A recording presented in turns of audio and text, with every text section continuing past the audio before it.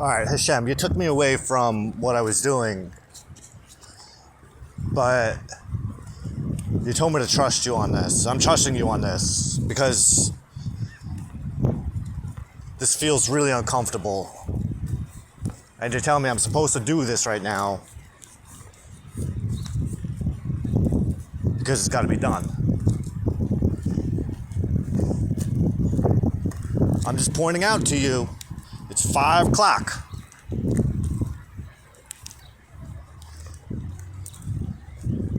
No, it's 4 o'clock. What are you talking about? All right, never mind. We got enough time. We got more than enough time. Fuck it.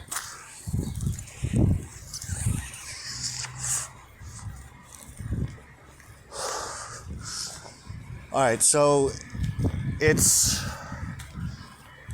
the new moon at Taurus. At sunset today, April 27th,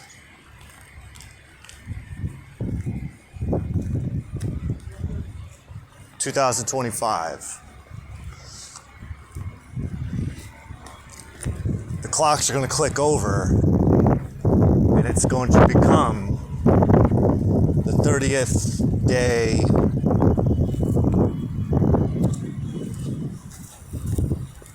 of the lunar month of Nisan on the Jewish calendar. We're even taking a different route. You even have me taking a different route today. I think Mike said something.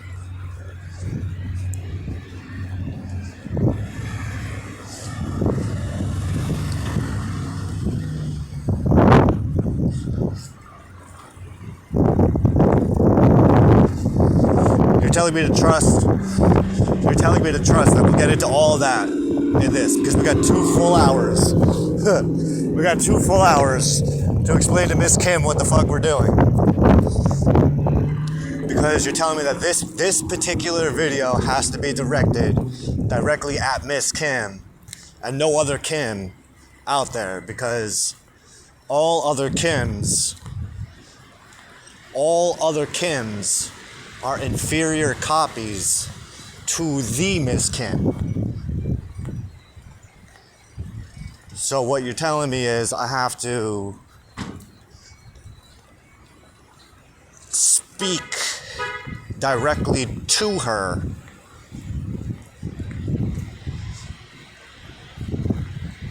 knowing that there comes a day in the future where I have to sit there with her while she's watching this, because oh my god, how cringy. Because this is going to be that thing that she needs in order to break through an invisible wall that only she necessarily knows about. Shit.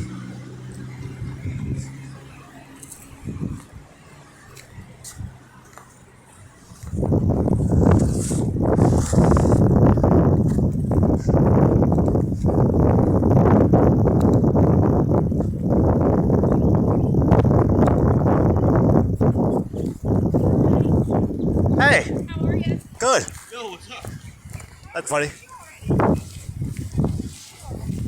I don't normally walk this way. What's going on? Oh, nothing. I'm going for a walk. How you guys doing? Good. This is Gabriel. I love him. Hi. No, what? Show us. He looks exactly like you, right? It's crazy. How are you guys doing? How are you doing? Good. Yeah? Just hanging out, you know? So you like being a mom? I love it. Yeah? Yeah, it's the only thing I've ever wanted, so I was... He's so handsome. Yeah, Love it. ready? Stand up. How old is he now? He's almost a He's a year. year, yeah. Yeah? 15 months, maybe 15 months. Yeah. Yeah. Ducky? That's your duck? Ducky? I'm gonna bring him inside it or not. I had a friend named Duck. Wait, stay here. How you doing? Busy as shit. Yeah? Yeah, it's just not fucking stop. I'm gonna bring something down. glad I saw you. I was just thinking about you the other day. Yeah, I still have your number, man. So is your phone working? Maybe up on Facebook or something. I got you. Yeah. All right, man. Good to see you. You too. Oh.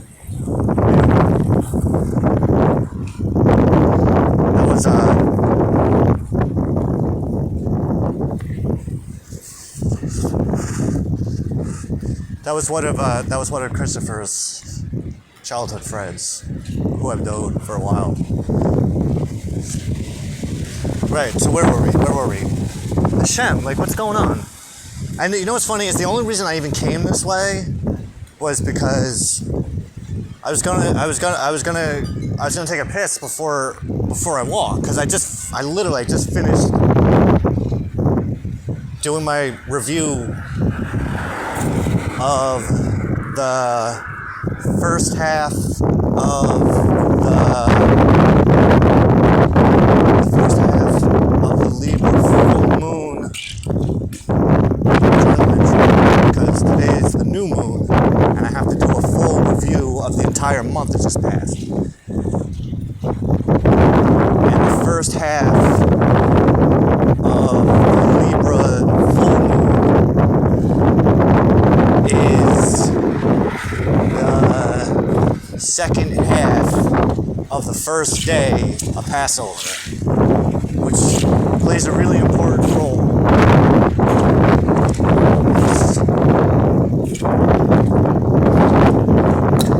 Because you, my Lord, have been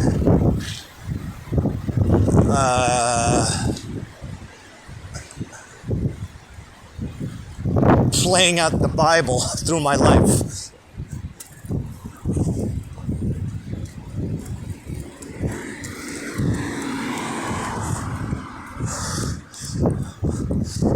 But it was in it was either in this journal entry or it was either in this one or the one before it, where I wrote to you and said, I want to have the same kind of absolute certainty that I have in you, but with Kim, Miss Kim, the capital TH Kim. This way I can free up all that extra brain power that I cannot help that is directed at her, so that I can focus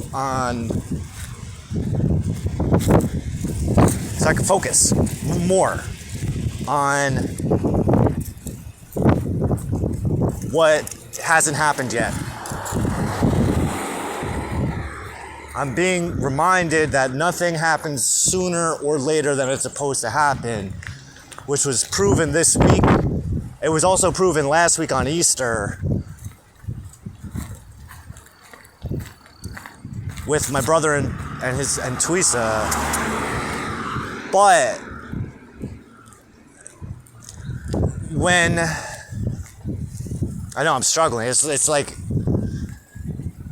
but you're reminding me to say that when I was writing that down before they came home for dinner,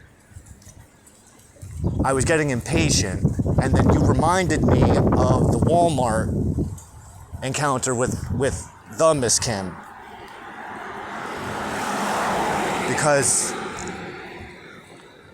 Because that encounter at Walmart, which took place approximately 4 lunar years to the degree of the most recent Rosh Hashanah, well, when she called me 2 days after Rosh Hashanah for Twisa.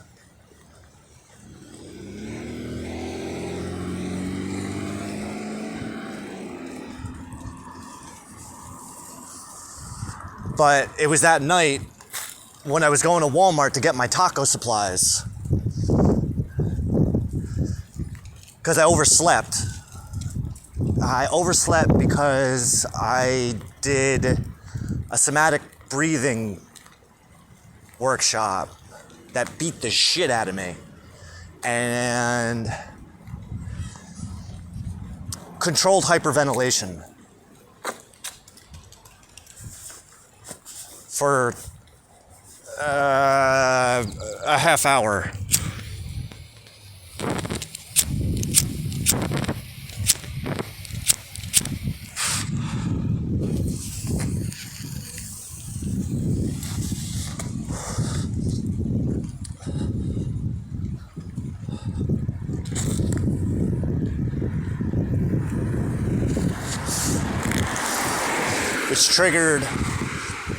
Which triggered a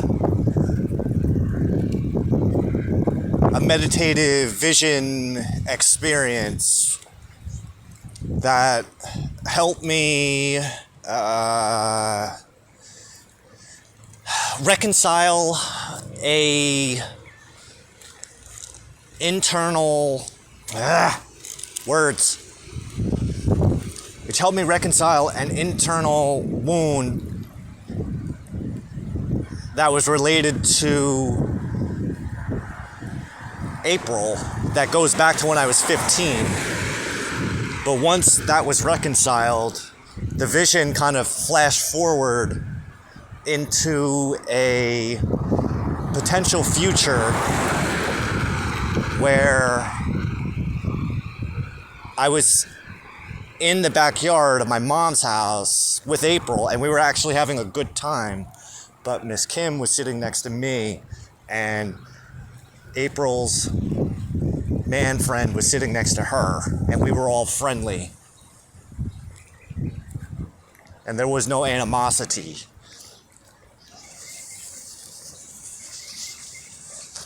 Fuck.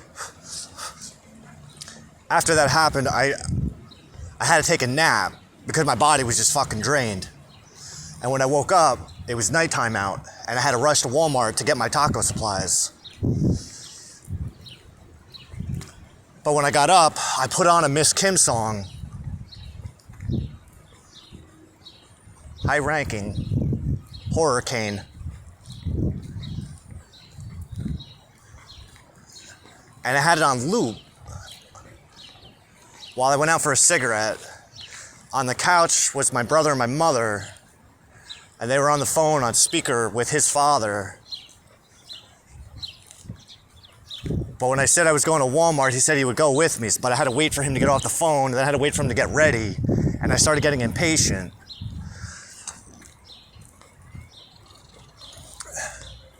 And while I was sitting in the kitchen feeling impatience taking over me, that's when you came through and said to trust that everything happens exactly when it's supposed to happen. Nothing happens sooner or later than when it's supposed to happen. So just trust that he is taking as much time as he needs to take so that we can get to where we're going exactly when we need to get there.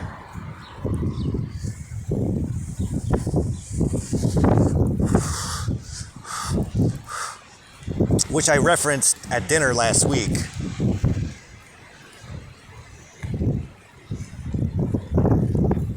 But I referenced it last week while we were eating. Well, I alluded to it last week because before they got back to the house, I was writing about how I was hungry and getting impatient. And then you came through again and said, hey, remember, you reminded me about the Walmart experience. Oh, fuck.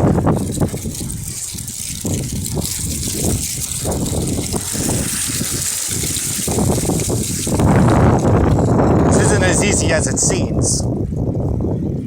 All right, focus.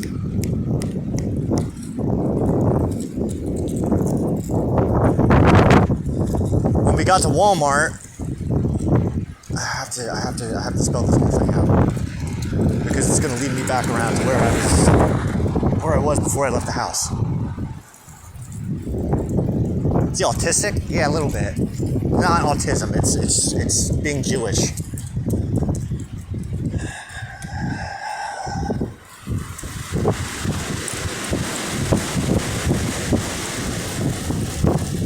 we got to Walmart. I told him that she popped up. She texted me after I hadn't talked to her in about a month. After we got to Walmart, because I remember we were right. We were pulling into the Walmart parking lot, and I started thinking, I wonder if Miss Kim shops here ever at this particular Walmart. But then I didn't like that I was thinking like that, and I was trying to push it out of my head. And I said, focus, we got taco shit we gotta get. Don't worry about the girl. Then we found a parking spot and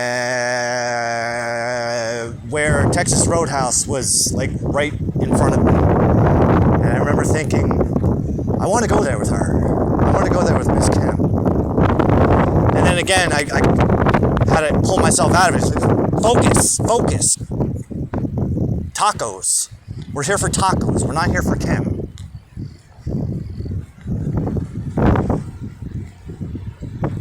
As we got out of the car, I felt like this compulsion that I had to tell him that she texted me after a month of not talking. Because I just needed to get it out of my system. But I didn't want to. Because I promised myself I wasn't going to tell anybody what was happening. Because the Kim story is a really long story.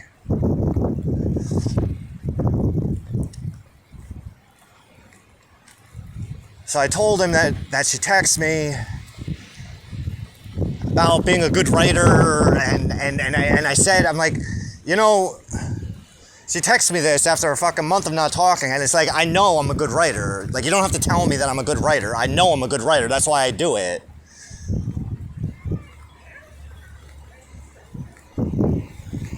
Hey, man. How you doing, bro?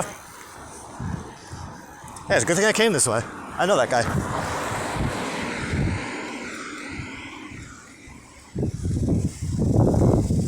Distractions, right? Every time I go, not every time, but pull it back.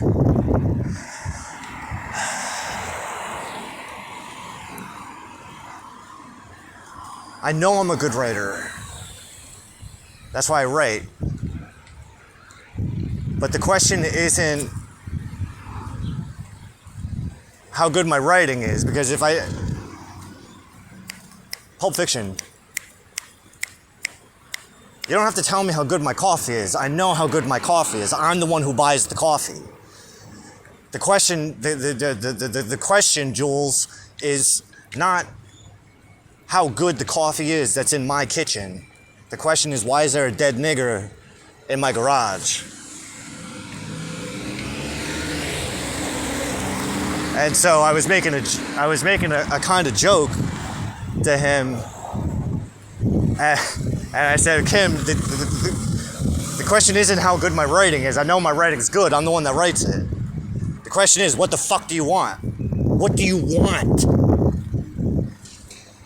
with me? But I didn't say that.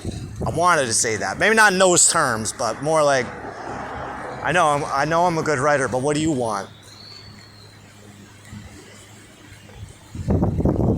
And then that was it. She went cold for a couple days, and I wasn't chasing, because the night before she texted me, I was at the Chinese buffet because I did a return for my mom. Then went to the bookstore. Then went to the Chinese buffet because that was my thing. And the whole time I'm in the fucking buffet, I hear her in my head begging and pleading me to message her. I just need to talk to you, please. And I said no. And I'm walking around, well, I had my headphones on while I was collecting my food.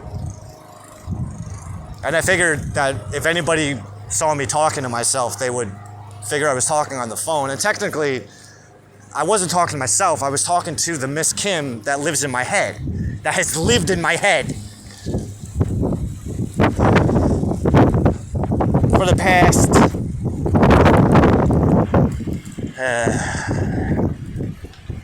since June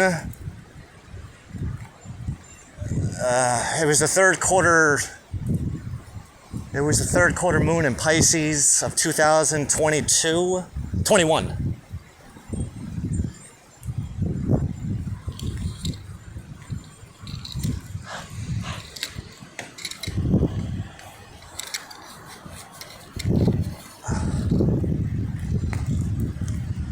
Which was the day that you put me in a position where I could finally, you opened up the door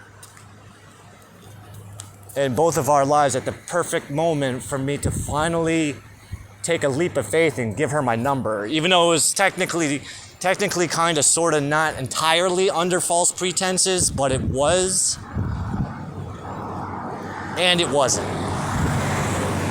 Because I did want to buy the bike, but I only wanted to buy the bike because she was the one selling it.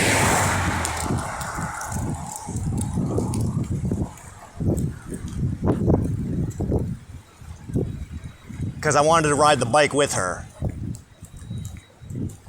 Well, ride bikes together.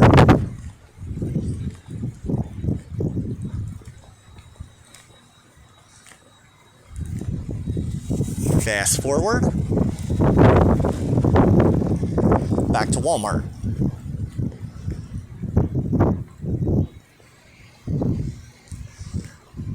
Back to the Chinese buffet, where the Miss Kim in my head was begging me to message her, to text her. And I said, no, I'm not doing that. I'm not doing that. These past, how many months was that, my lord? About 4 months, right? Because that was June, this is October. And I said, no, I ain't fucking doing it. I'm sorry. Sorry, babyface. Ain't gonna fucking happen. I'm constantly being the one who has to do the things. I'm always doing the fucking things. I'm getting nothing in return. I don't mean nothing physical or anything like that, but just no indication that I want you to continue to do that. No reciprocation. Wow, I'm really glad I heard from you today. Something, just something, and leave that up to my own insecurities at the time. I know, you're reminding me. She said, you can text me anytime you want about anything you want. I know. But too good to be true.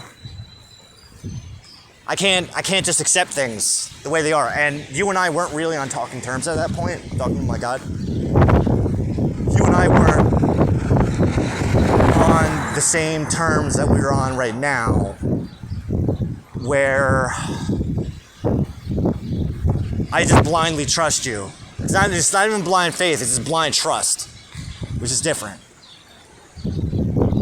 Because trust evolves out of faith. Which is why we're doing this, because you just told me how to do it in order to get to the mental space where I need to be, where I asked you to bring me, which is absolute certainty in her, like I have absolute certainty in you, because I can't help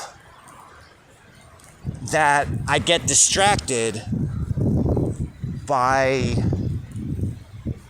these uncertainties around the topic of Kim, which is why I asked you, or told you, pleaded with you to guide me down the path that I need to go in order to attain that level of certainty with her. This way I can not expel so much energy on what isn't happening and just be cool with where I'm at.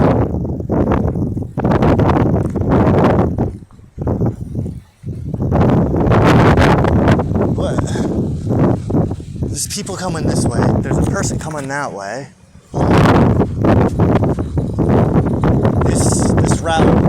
isn't favorable.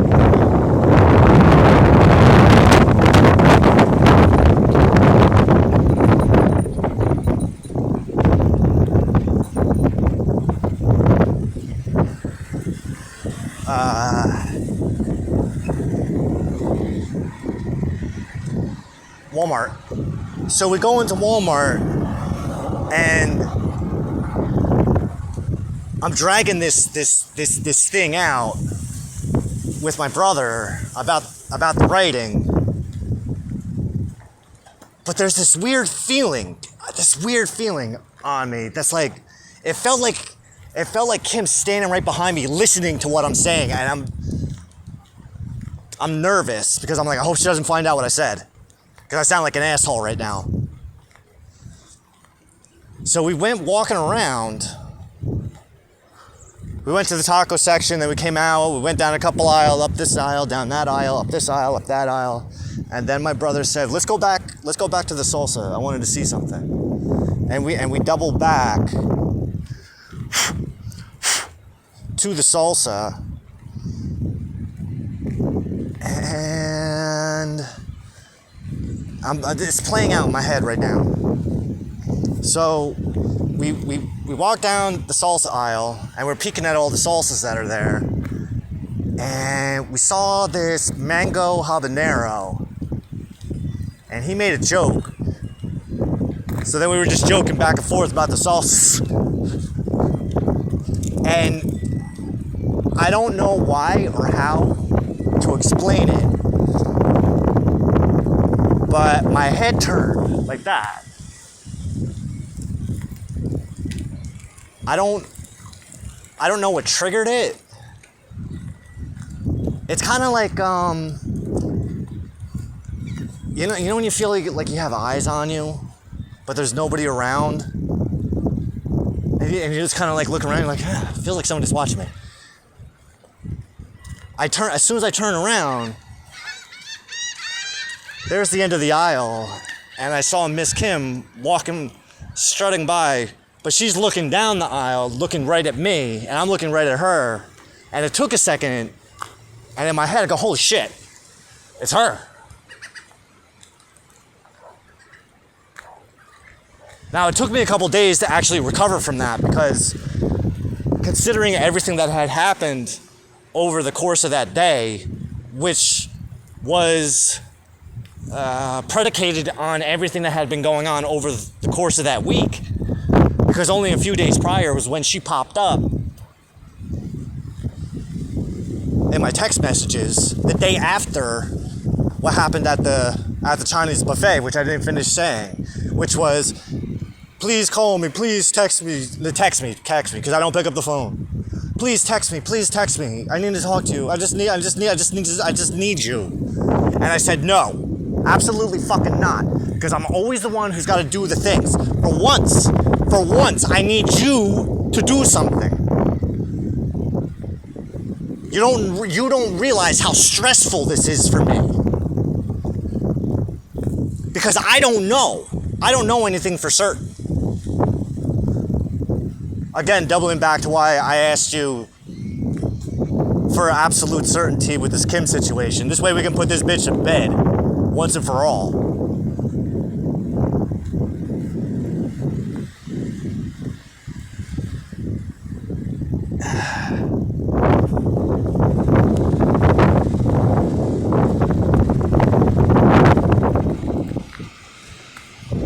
No, I'm not doing it. I need you to do something for a change. I need you to take the first step. If you need to talk to me so fucking badly, then you have to text me, because I'm not going to do it. I'm not doing it.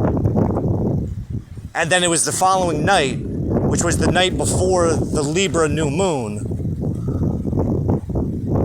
that I got the text message about being a good writer, and then that was it. And then about 3 or 4 days later was the Walmart's experience. But it was like, it wasn't just her, it was her and her mom too. So I met her mom too. And I remember her mother knew me, Oh, you're the one who writes the long messages. And I said something, and her response was, modesty. You're not too familiar with modesty. And my response to that was, no, I'm not.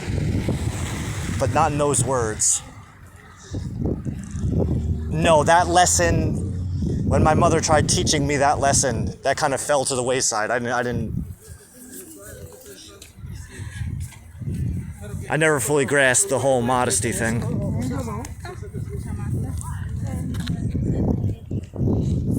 Fuck. Okay. That was... Alright, so the text was on the Libra new moon, the night before the Libra new moon in 2021. The Walmart thing was a couple days after that. Then when we fast forward 4 years,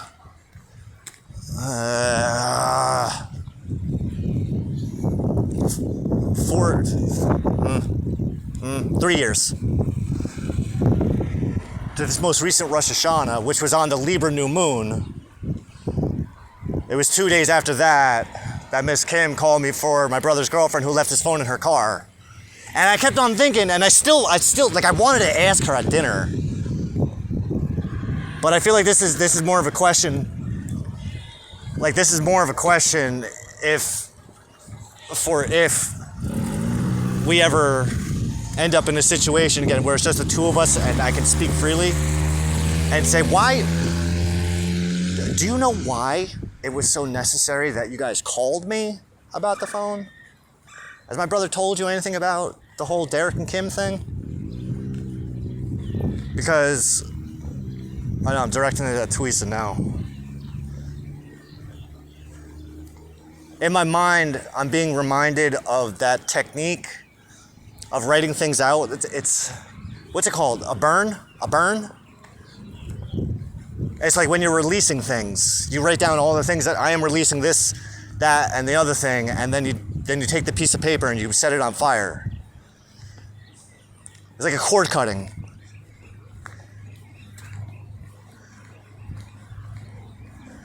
Which I've tried. Trust me, I've tried. Still didn't work. The cord cutting actually made it more... The cord cutting had the opposite effect.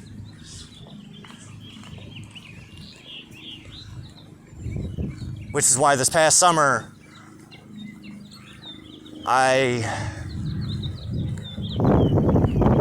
you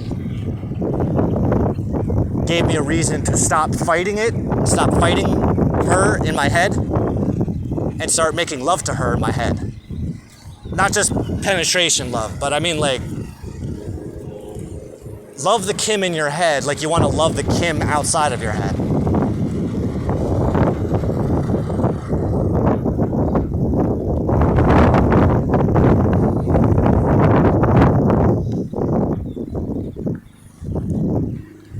How is this so hard? It's not.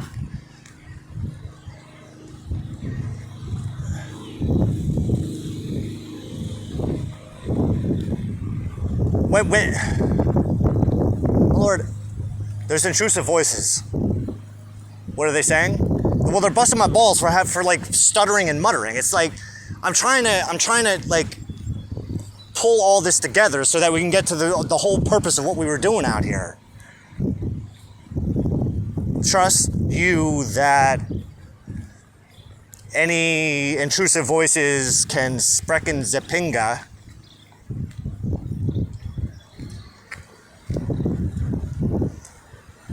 And if they have a problem with the way that I'm laying this all out, then they can come to you directly, but they don't have the balls to do that, so. Alright, thank you.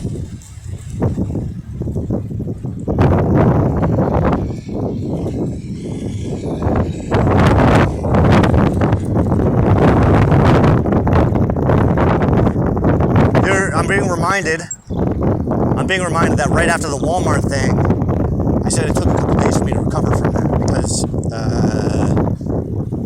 my rational brain, my rational mind was trying to rationalize the odds of all of these things that went on during the course of that week.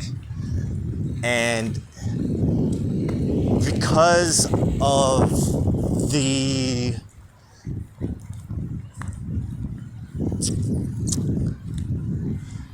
fact that the odds were just literally impossible, in the sense that technically none of that should have happened.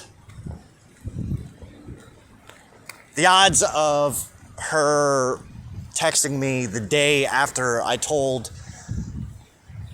the apparition of her in my head that if she wanted to talk to me so badly, then she's gonna have to message me.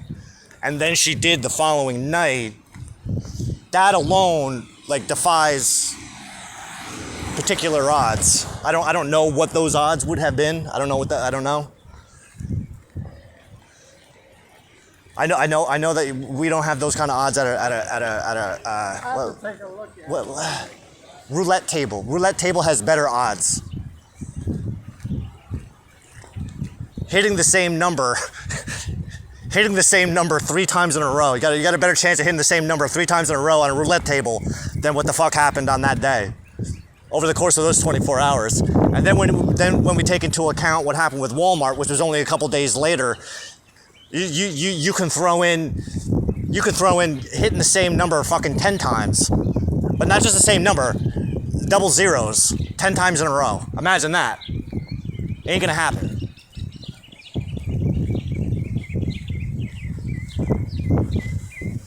So why is it so difficult for me to accept? You're reminding me of what we just wrote in the journal, which was, considering everything that I have experienced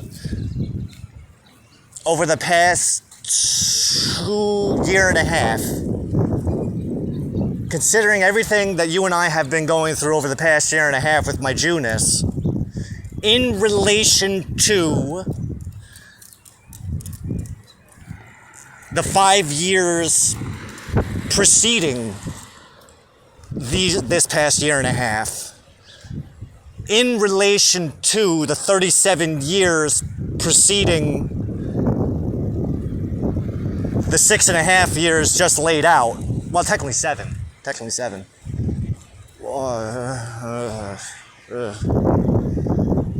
That even after all of those things, why am I still having a hard time with this one fucking thing? I can believe, I have absolute certainty that not only am I the king of the Jews, but at the same fucking time, I also believe that my childhood dream, that because I'm the king of the Jews, just as my father told, that being the supreme leader of the one world order, I could believe these things more cohesively. I have the whole fucking map laid out in my head of why it's impossible that that's not true. But for some reason, when it comes to Miss Kim, I cannot maintain a solid grip on the reality of my own personal experiences with relation to this one woman over the past 6 years. Because the Derek and Miss Kim thing has been going on since 2019, exactly 6 years. Each year, it gets a little bit more intense until we get to 2023, when we break up. Not that we were dating, not that we were boyfriend and girlfriend, but I could see how it would appear to an outside perspective that there was more going on between Derek and Kim than just once in a while texting each other. At least on Derek's part, I see that. But then that also brings my mind back to Lancaster 1, which is a whole other thing, which is nobody's fucking business. Now, where's this guy? This fucking guy. Now I gotta fucking turn.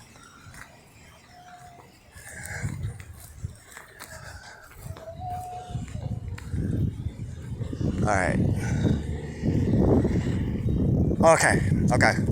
Thank you. I love you too.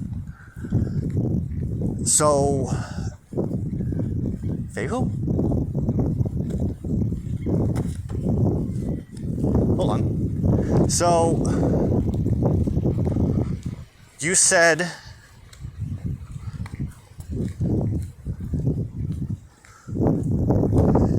to me while I was writing,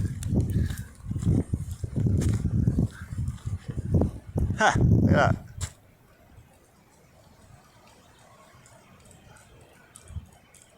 That's one of those things that only I can see.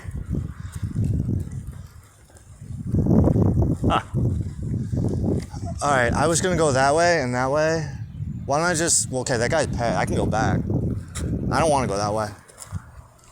I just don't like I don't like talking and walking while there's a fucking dude behind me. I don't like talking and walking while there's anyone behind me. I don't like to talk and walk when there's anyone near me. Because it makes me feel like they're listening to me. And when people are fucking listening to me, then I get them stuck in my head. And when people are stuck in my head, then I can't focus on what I'm trying to focus on. And it's very agitating. 40 minutes. We got at least another hour and 18 minutes. Thank you, my lord. Can you help me get back to where I was at? I'm back in my room just 40 minutes ago, and I'm writing after reviewing the first half of the Libra full moon, which is the lunar 6-month equivalency of the new moon in Libra, which was Rosh Hashanah, which was 2 days before Miss Kim called me for my brother's girlfriend because of the phone that he left in her car. And it's been bugging me. Why did you have to call? I haven't talked to you in almost a year and a half. Almost a year. Why did you need to call me? Why couldn't you just text me? You could have just texted me. It would have been easy. But you're telling me that the reason she did that was because when I met Twisa a few months earlier, I made a comment about Kim having a big, scary demon biker soul inside of her little body, which would have predicated her knowing that when Twisa tried to reach out to me on Instagram and I didn't respond to her, that she can go across the street to Miss Kim's store, and Miss Kim would be able to get in touch with me because she was aware that Miss Kim and I had something that we knew each other to one degree or another. I don't know to what extent.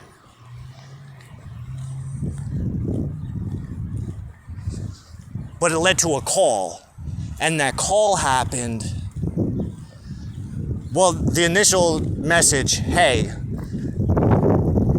from Miss Kim came through as I was indirectly writing about her during a Torah study post that I was writing on Facebook. I was writing about the daily Torah portion, which was the end of Deuteronomy, when Moses is giving his blessing to the 13 tribes. But because of the fact that it was a 13-month year, we had to repeat that same weekly cycle, that same weekly portion over for 3 or 4 weeks. And I was getting tired of it. But something in one of the blessings led me down this path, this rabbit hole in my mind and my emotions that had to deal with setting boundaries with people. And I had been writing about this lady, Miss Kim, this lady who I broke up with, this friend I had to break up with, because she crossed a boundary. Because my philosophy with boundaries is, it's none of your business what my boundaries are. I ain't gonna tell you what my boundaries are until it's necessary. Or maybe I won't even tell you, and you just cross them, and I just cut you out altogether.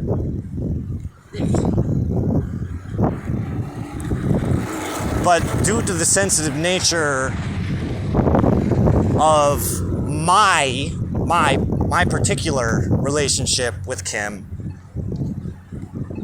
when she crossed the boundary, it kind of set me off, because that's exactly what I didn't want to hear. But 12 hours prior, when I set the boundary for myself, I knew it was... Really? In a fucking rush, yeah?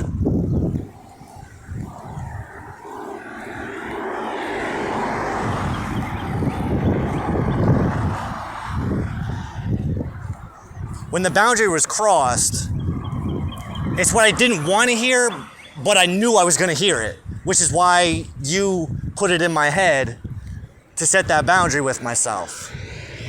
And 12 hours later, the boundary was crossed, and I had to follow through. I couldn't not. I owed it to myself because of what happened with my ex-wife, which was there were 7 times over 7 years where I said, this time is the last time. This is the last time. But every time I said it was the last time, I would renege on it, and I would take her back after I kicked her out. Or after I said this is the last time. So the last time with my ex-wife, I had to say to myself, how many times is the last time going to be the last time before the last time is actually the last time? So I had to put the line in the sand. So that when she came, after she left and she came back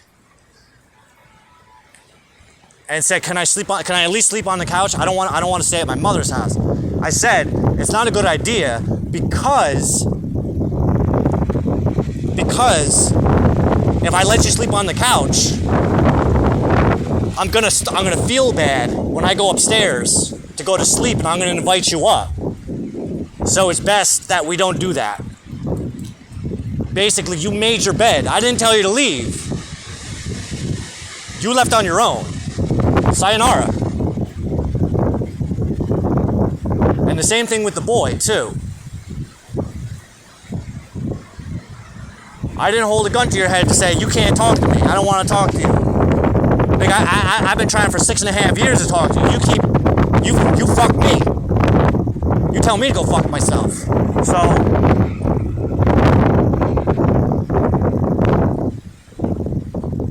So last night, thank you Hashem, last time is the last fucking time.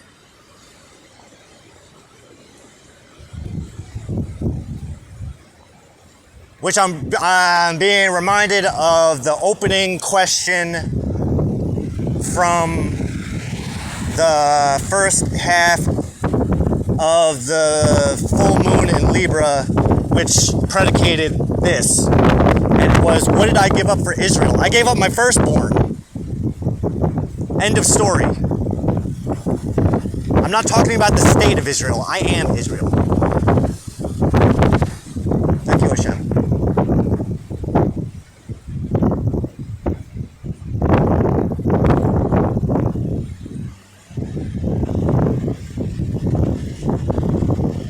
And it's not with a light heart that I do that.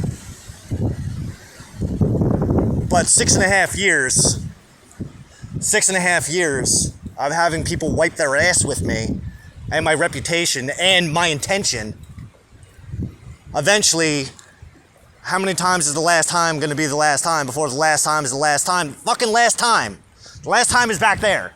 Last time's all the fucking way back there. We ain't no more fucking last time. We don't need to bring this up no more. It's like Father Anthony said, just fucking close the book. Move the fuck on. Just like she said that there's a lot of wounding right there. I didn't want to focus on this shit, but I'm also being reminded about how I have to let go of the past so that I can make room for the new. And what you're telling me, and what you told me in my room while I was writing, I have it all written down. What you told me in the room was that the new is Miss Kim. And the reason that it's so challenging for me to accept that is because how do I put that? The art of jewelry is just like the art of witchery. In order for your manifestations to come into fruition, you have to believe that it's possible for the manifestation to come into existence without you having to do anything. The difference between the witchery form of manifestation and the Jewish form of manifestation is that the witches, they rely on their own skill and magic to bring that thing in, where on the flip side, being a Jew, I have the Lord Hashem, thank you Hashem, I love you too, who already has my life plotted out, because I don't believe in free will anymore. I used to, but I don't. And you gave me good reason not to believe in it. And what you're telling me is, it's not even my choice or her choice, because you already have it plotted out. And that's going to become apparent over the course of this next month. Which is what you had me write down.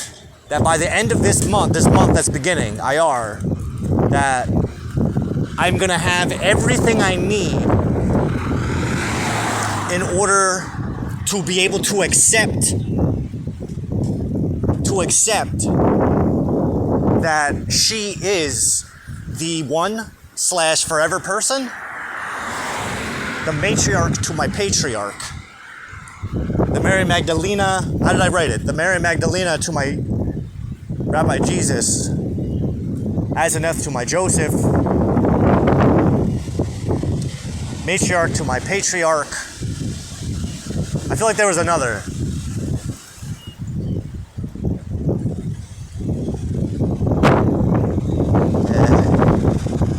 Bathsheba to my David. That's a deep cut. Focus.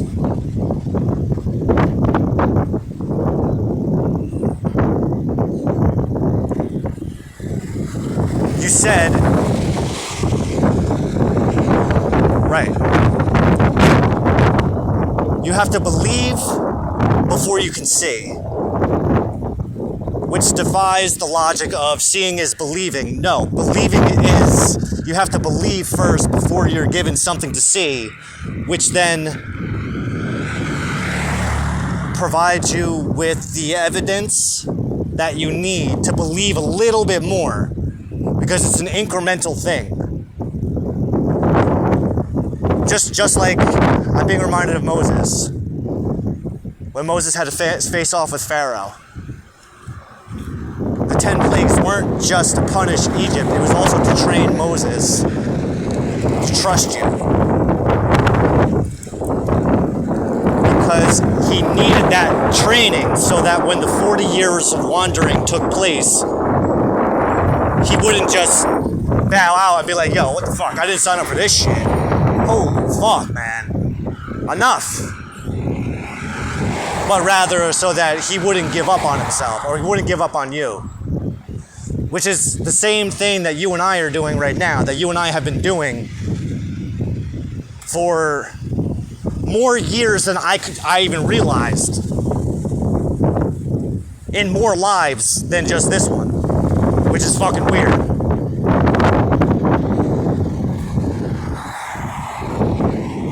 But you said to me that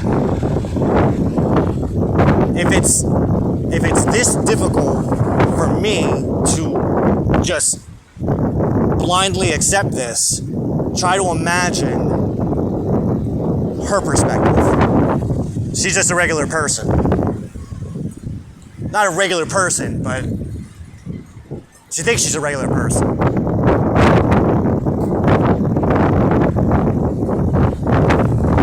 But she's not. Because if she was a regular person, then this wouldn't even be a thing. But she doesn't know that. And maybe that's the invisible wall. That's the invisible wall that you were talking about. The reason I have to do this is because in the future, you're showing me that in a potential future, me and her are sitting there watching this, and I have to sit through it. But I don't watch my shit. I don't watch these things. I'm like Johnny Depp. I just like the process. I don't go back and rewatch. I like the sound of my voice. I'm sure it sounds lovely. I'm sure I can get used to it. I'm sure I can get used to it. But I don't find that it's necessary for me to come back to review these things because I do so much reviewing of my own life that I don't need to do this. I don't need to review these things also because there's so many hours of these. It would probably take me almost a year. Well, you know, there's a trick to it. In the upper right-hand corner, it's either in the upper right-hand corner and or the lower right-hand corner. There's like a gear icon. If you click on the gear, there's a menu that pops up and it says playback speed. So whenever I watch YouTube videos, I always watch them on 2 times playback because of the principles of octaves, where a musical note being played normally has a sound, makes a sound. But then if you turn it up 1 octave, it's a higher pitch, but the note is exactly the same. It's just played back 2 times as fast as it would normally be. Holy shit. So we employ that particular principle of octaves when watching YouTube videos, because just because it's being played back at 2 times speed doesn't mean that I'm losing any of the intellectual quality. It's more of a time hack where we can watch. This is going to be 2 hours. You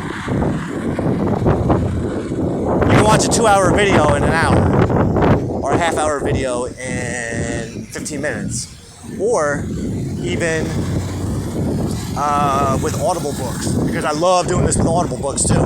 You can bang out a fucking 6-hour Audible book in 3 hours. Done. And you don't lose any of the audio quality either, because it's not that it's too fast that you can't understand what's being said. It's just a slight higher pitch. So you can condense 3 hours or 6 hours into 3 hours, and then get that much done. For example, last summer, during the 9 days, which is a Jewish thing, 9 days without music. But it doesn't say 9 days without audiobooks. So for those 9 days, I was listening to audiobooks like I would normally listen to music all day, day. And I believe we crammed in almost 100 hours worth of books in a week, in 5 days. Was it 5 days or 9 days? I don't know, I got it written down.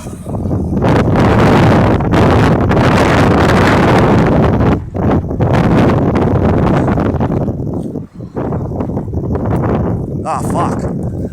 So now, speaking of that time, thank you for the segue. That brings us to the point where I started rereading the Star Wars book, Darth Bane, The Path of Destruction.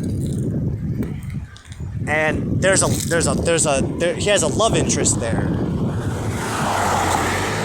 And when we get to the part where he meets her, because it's a very triggering romance that they have.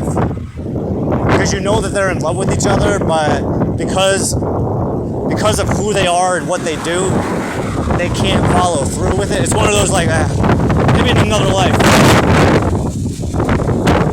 And once she finally gives in and realizes that he has all the answers, she gets blown up. Now, mind you, he doesn't give a fuck. He's a Dark Lord of the Sith. He doesn't hold on to things. Although, I would argue, he never really, there's 3 books in the series, and not in one of them does he ever actually go through the process of processing those emotions.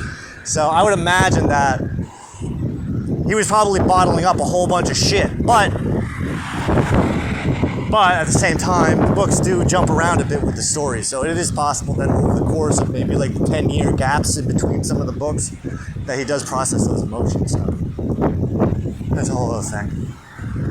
But when we get to that part in the book where he meets Githany, that's her name, that triggered a Miss Kim wound in me. This is over the summer, this past summer. But I have a journal where this happens, and it was a couple days after I first met my brother's girlfriend, and we smoked a bong.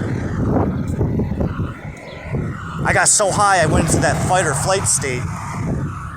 But thank you, my lord.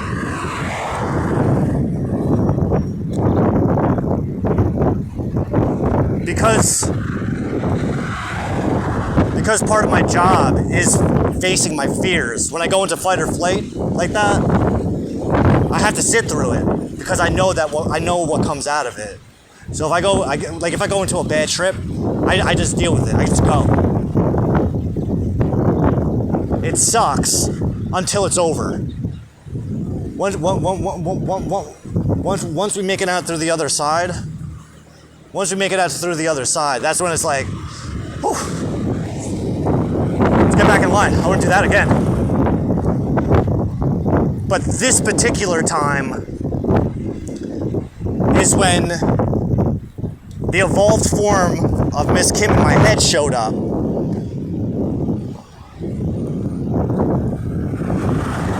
So Jewish thought, there's God above and there's God within. So God's in at least 2 places at the same time. The God above, call Hashem. The spark of God, the spark of the divine that's within, we call Shekinah. I named my Shekinah Shekima. So I changed the C-H-E into a C, or C-H-E-M to a K-I-M. So it's Shekima. You can do that? I can do whatever the fuck I want.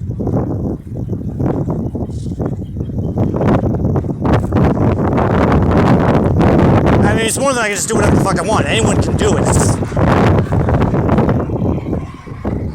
Another part of my job for God is just to experiment and see, hey, let's see what happens if I do this. Thank you for giving me the idea. He gives me ideas and then I just run with it. Like now. Because you said, if you're having this hard of a time believing what isn't there, what you can't see, try to imagine it from her perspective.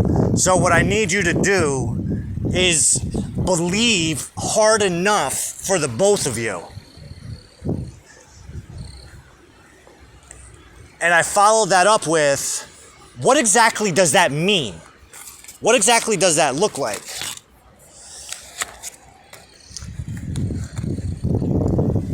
And I even went so far as to say, right, the message, channeling.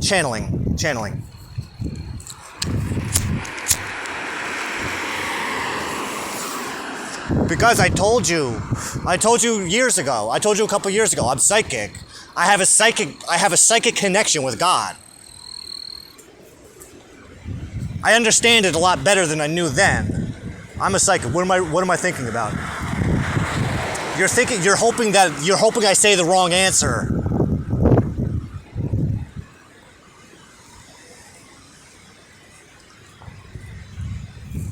You're hoping that I'm lying. You're thinking in your head, I hope he's lying.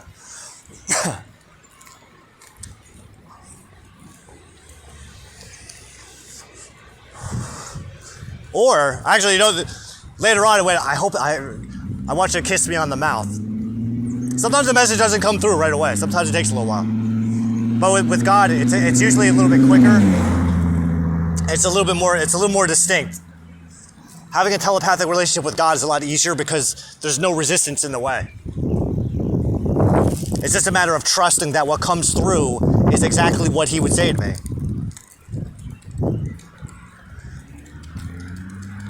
But when it comes to other people, my resistance is coming from the idea is that I have more control over this situation than I really do. And my biggest fear is that I'm controlling you or making you do something that you wouldn't do all on your own.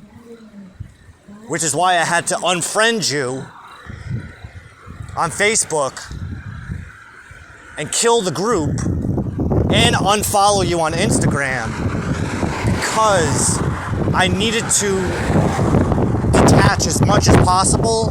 This way, if and when what the Lord's told me is going to happens, I can't get stuck up in this idea. Well, I hope I didn't force her to do that because no, now there's no way. Now it's impossible. Because it's hard to believe. It's too good to be true. That someone who I love so deeply loves me just as deeply as I love them. Because it goes, well, how? How is that even possible when we've only really spent a couple hours together? But then you gotta take into consideration all the other stuff that goes into it that's nobody else's business.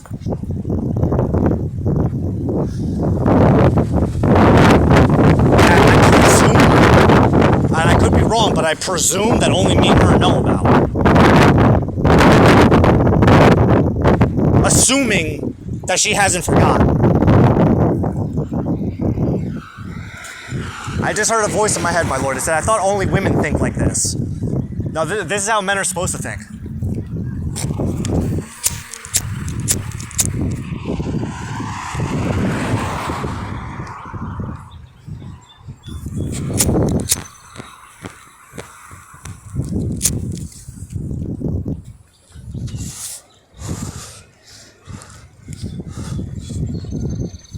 All right, focus.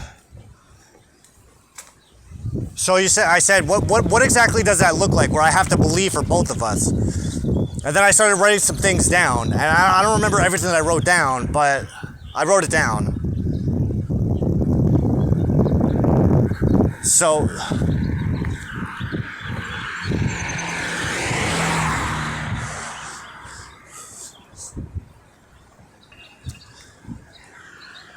what does it look like that I have to believe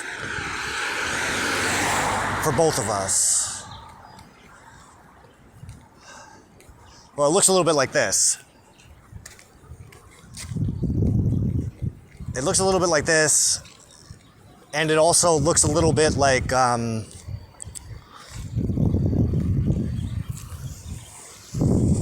what I just said.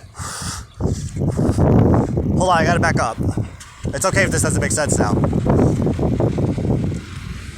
You said trust, because I said, how do I know that she's like the one person? You said, just trust me.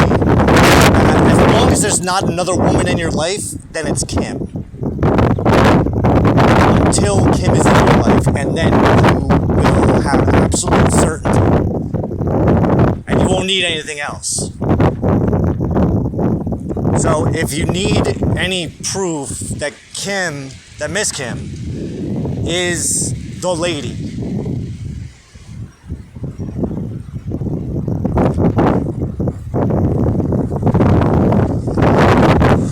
and all you need to do is trust that as long as she's not in your life, she is that woman.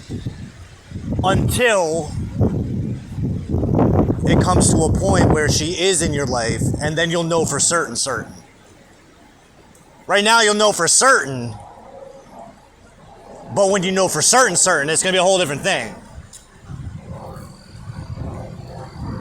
Because all of that time and energy that's focused on what isn't happening will then, by default, be redirected into what is happening.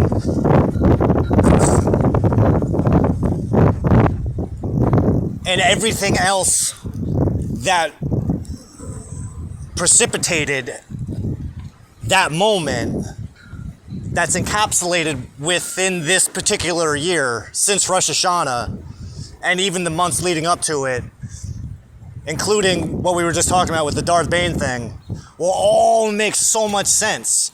So much sense that whence the two of you are able to be alone and she can explain to you her personal experience with you over the past several fucking years, the past 6 years, in relation to your experience with her over the past 6 years, then it will open up a brand new perspective on reality that neither one of you at this particular moment, this moment that I'm recording this, could even imagine. That awesome. And we will know, just like you said to Moses, when you are staring Pharaoh in the face, you will know it was me, capital M. You will know it was me who sent you. And what you're saying is now, I didn't write this down, but I feel like we should write this down when we get back, is when you and Kim are staring at each other in the face, you will know it was me who sent the two of you. Now her version, and this is what you're telling me now. You're telling me that my version of you is a he. My version of you is a he and a she. Her version of you is a she. But her she is the same as my she, who is the counterpart of my he.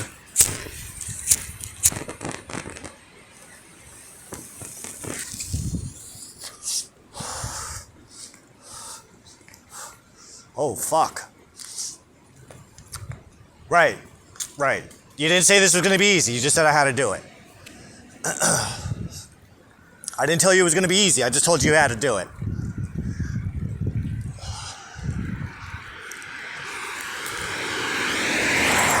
Now you're stopping me. You're telling me to stop.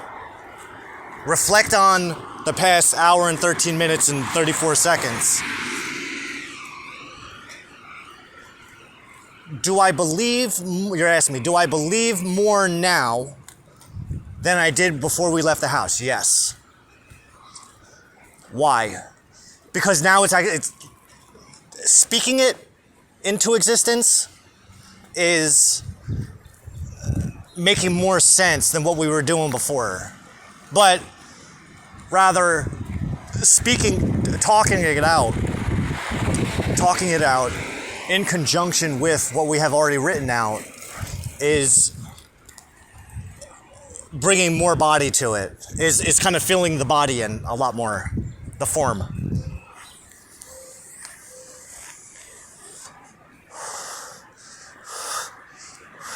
Aristotle, Book 2 of Physics and the Science and Art of Causality, where it's not just that the ends justify the means. The reason that the ends justify the means is because the intention of the ends is the catalyst that sets off the chain of predication that is the means, for which brings the ends into manifestation.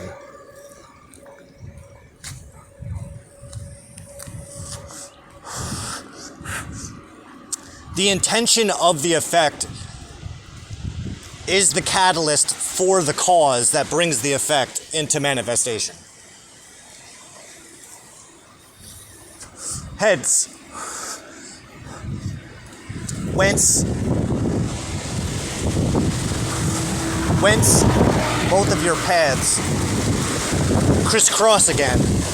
It's not that they're going to crisscross like they have been over the past 6 years, but they're actually going to become entwined.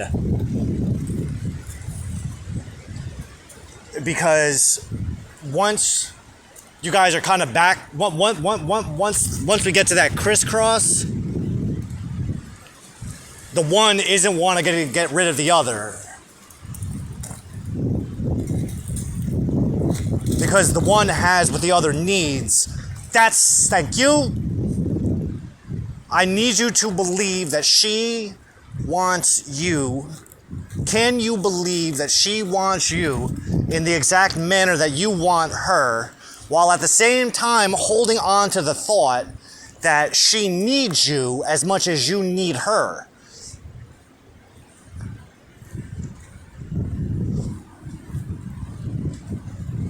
Also bear in mind that just by talking about it, you're giving energy and attention and love and all of the good stuff to it. What does fear of God mean? Why do we have to fear God? Because you're the only one who can make that happen. But there's a loophole to this, which goes back to Yom Kippur. Because on Yom Kippur, once Yom Kippur ends, the book of life and death are sealed. The naughty and nice, the Jewish version of the naughty and nice list.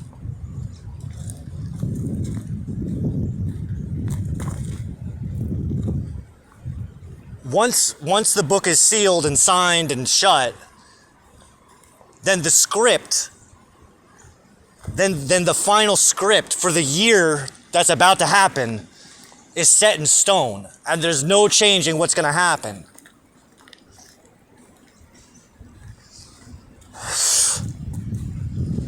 So everything that's happening right now, and everything that hasn't happened yet between now and Rosh Hashanah, has already been set in stone. There's nothing that anyone can do to change it.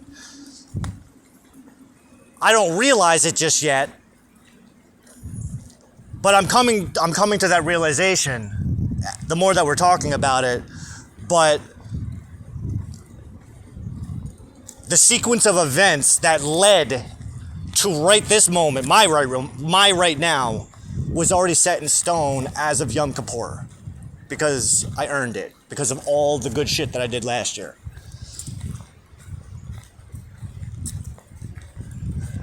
Because I'm an overachieving Jew, and I go out of my way to perform as many positive and negative mitzvahs as possible to bank up as many merit points, which are equivalent to good karma points, as possible. Because I'm that saintly and modest. I'm very modest. That's why I don't normally talk about these things in front of other people, because one, they wouldn't get it, and two, that's boasting. And I'm not a boaster, even if it seems that way sometimes. Because the intention behind it is not what would predicate boasting behavior. So,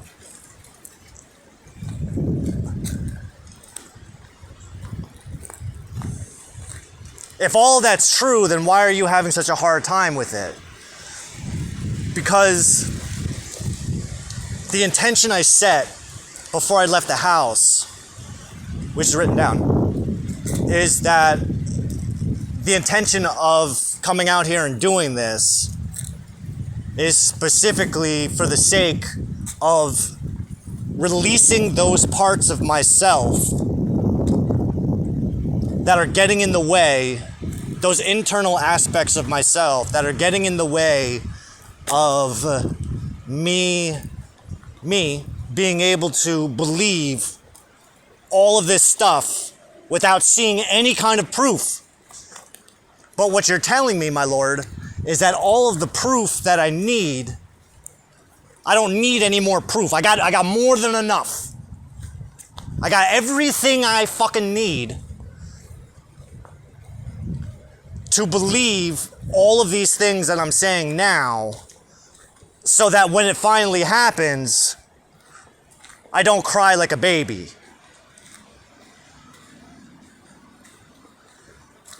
Until we're alone. And then I can cry like a baby, and then it's okay.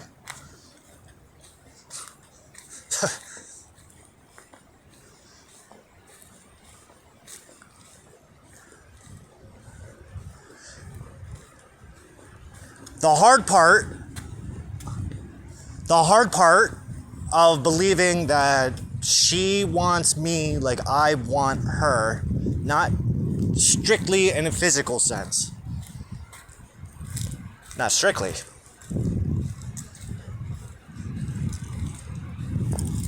Corresponds with the fact that she needs me as much as I need her. I need her as much as she needs me. Is challenging for me because my life experiences up until this point predominantly show that our needs and our wants don't necessarily align in that manner. Hence, too good to be true. Because what you want is what you don't need, and what you need is what you don't want. Until such time that your wants and needs somehow convert themselves into I need what I want and I want what I need. So say it, claim it. All right. My Lord, I want what I need and I need what I want. Prove it. That's what I'm doing right now. Good boy. Here's a proverbial Scooby snack. You just leveled up. Did I? Is that what we just did?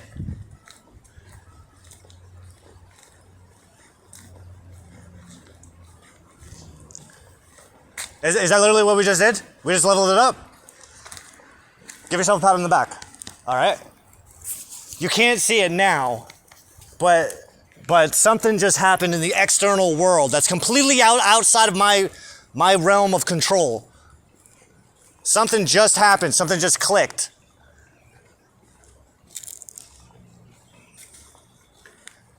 And it just happened to happen in synchronization with this particular realization,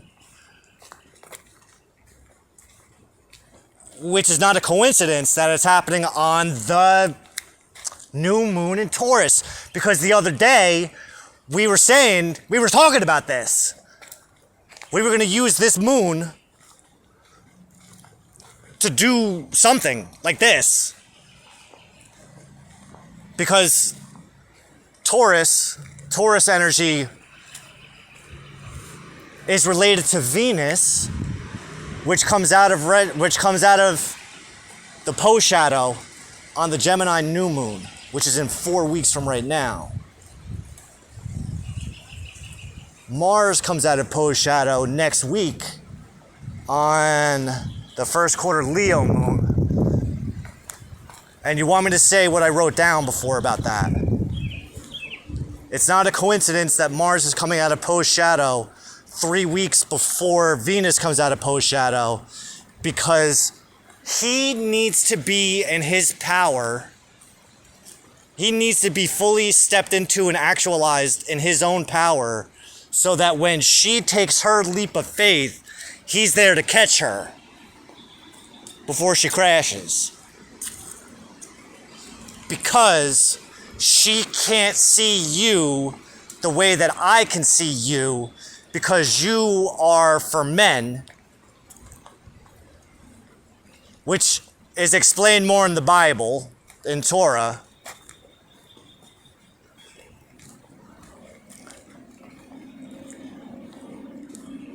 Okay. You catch me when I take my leaps of faith. I catch her when she takes her leaps of faith. Because that's the way it has to work. Congrats. You won. Congrats. Thank you, my lord. So, as the man, I have to be one step ahead. Mars is the man, Venus is the woman. So the man always has to be a step ahead. Because, as we learned in the Quran, men and women are equal. They're even Steven, through and through. There's no dividing line. Men and women are equal. But the wife, the husband, is by default one rank above the wife because he's got to be the leader. Because it's, again, as the Quran, literally it's in the fucking Quran. The man has to protect the woman. Because that's his job.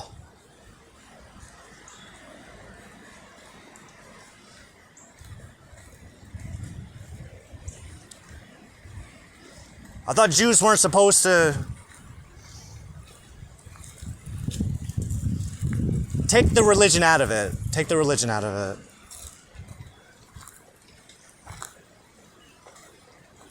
The Quran it expands on the Torah. But you have to read the Torah.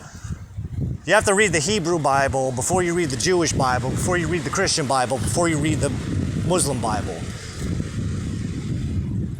Because the questions you ask while reading the Quran are answered in the Christian, Jewish, and Hebrew Bible.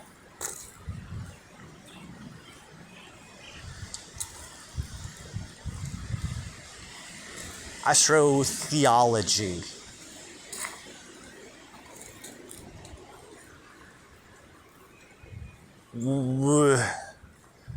Astrotheology is ancient astronomy, which is relative to all of the experiences that are documented in the Jewish, Hebrew, and Christian, and Muslim Bible. But they didn't have the technology that we have today to be able to make all those correlations. Although they had a different kind of technology, they had a different kind of intellectual and emotional and spiritual technology that you have been training me to unlock within myself because of the fact that because of my Jew ancestry on my father's side and whatever the hell is on my mother's side, which we'll get to eventually, which I don't think matters, right? It matters, but just not right now. It's not relevant yet. It's not relevant until you have a woman in your life. Then when you have a woman in your life, then that's when it becomes relevant. But right now, because you're a man, you have to reconnect with your Y chromosome, which requires you to have a relationship with your X chromosome, which you have because of the pre-existing relationship that you have with this woman, Miss Kim, who cracked open that part of you that was held captive within.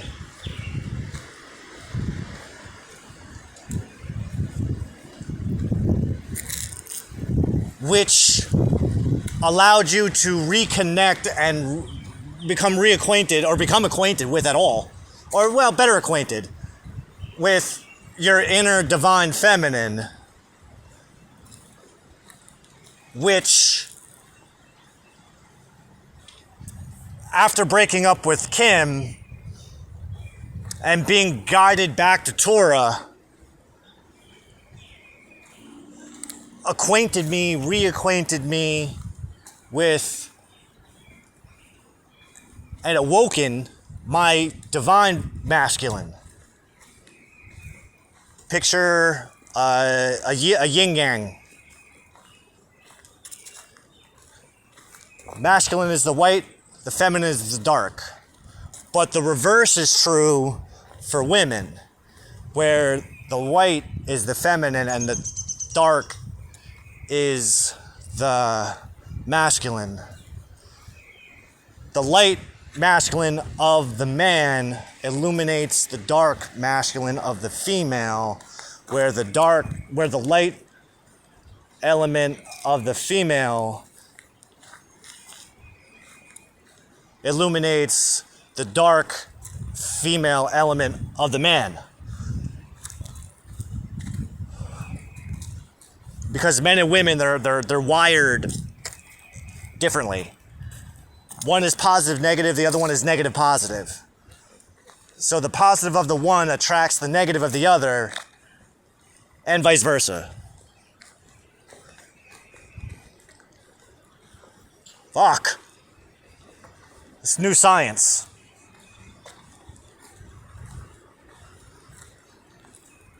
So what we're doing is we're merging the philosophies, the spiritual philosophies and sciences, logic, spiritual components of the Hebrew, of the Jew, of the Christian, and the Muslim with the witch, and even the Greeks. Thank you, Aristotle.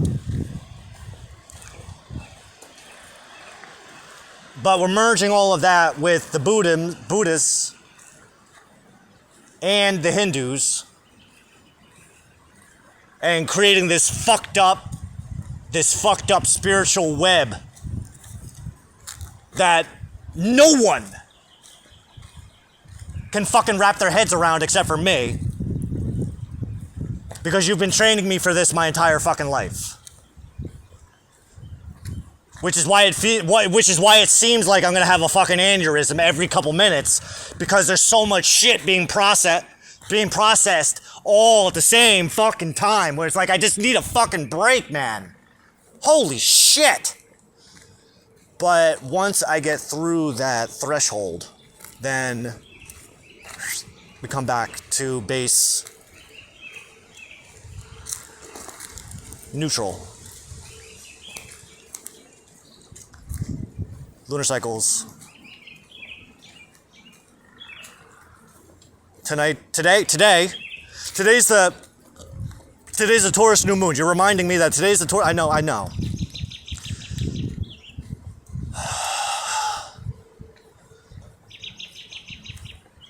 All right. Today's the Taurus new moon. Rewind the clocks 2 years to 2023. On the Taurus new moon of 2023 was when I received the first of 3 payments from Hugo Boss, because they were withholding money from me. It would take another 4 months before I can get the rest of the money. Another 4 months of back and forth and get my balls busted. But I made it happen.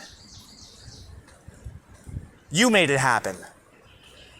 I know, but I'm trying to get in the habit of giving you credit for everything, because you're the one who encouraged me. You and Moses. You, Moses, and King David. Stand up to these motherfuckers like Hugo Boss, the entity, was Pharaoh, or Goliath, and Goliath at the same time. You are gonna be Moses and King David, and Hugo Boss is gonna be Pharaoh and Goliath. And you are gonna fuck them up. Thank you, Lord. I love you too. But rewind the clocks 2 years to the new moon in Taurus of 2023. Because that was the day I received the first of those 3 payments, which coincided which coincided with the Mia Magic lunar, the new moon money ritual, which was a money ritual that we did, but the ritual itself was 4 lunar weeks long. It went from new moon to new moon. And it started on the second Aries new moon, which was a solar eclipse, which was when I was in Merrimack. And it happened to be the same night that night I was crying and weeping about how I missed my Miss Kim. I just want my Miss Kim. I was having a temper tantrum. And while I was outside that night venting about what was going on in Merrimack, Miss Kim messaged me.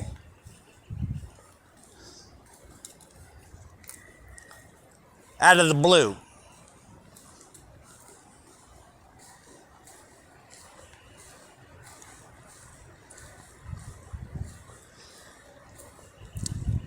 But that night was also the night that we started the moon money ritual. And that ritual, I did an experiment on my own, where I was doing all of the things that we were supposed to be doing, plus some. I was also putting emphasis on the first quarter moon and the third quarter moon, which is what the rest of the witches weren't doing. They were only focusing on the new moon and the full moon.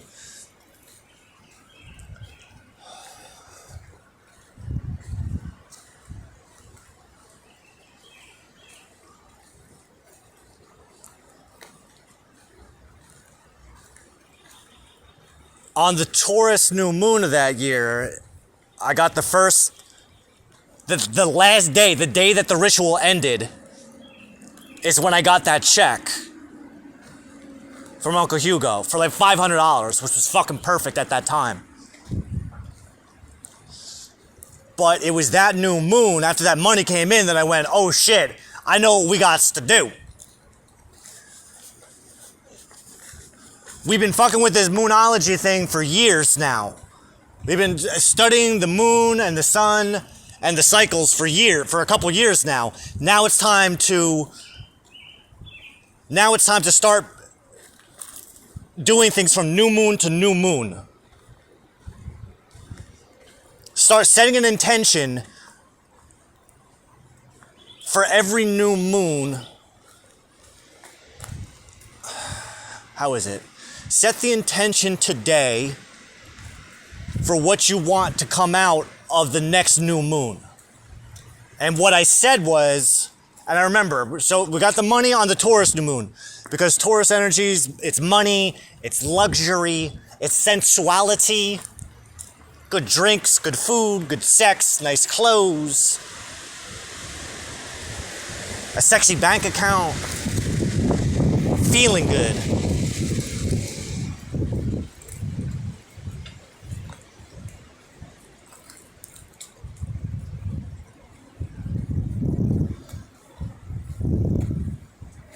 And that's what I wanted to do. That's what I was planning for this week, was to set an intention. But I didn't really think it through until right now.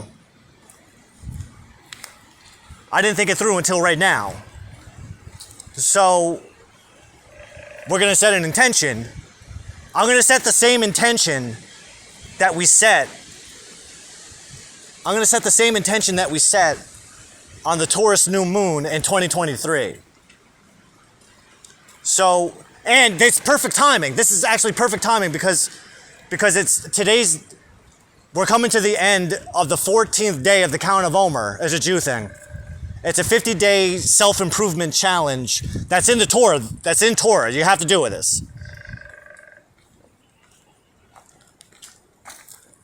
It's 7 weeks long, and each day, 7 days for 7 weeks. Each week is one of the primary 7 emotional faculties, and each day of that week is dedicated to one of the attributes, one of the 7 attributes of those 7 primary component emotional faculties. Fuck. At sunset, it begins week 3. Right now, we're at the very end of week 2. Week 2 is about discipline. Week 1 is about love. Week 3, Tiferet, is about devotion.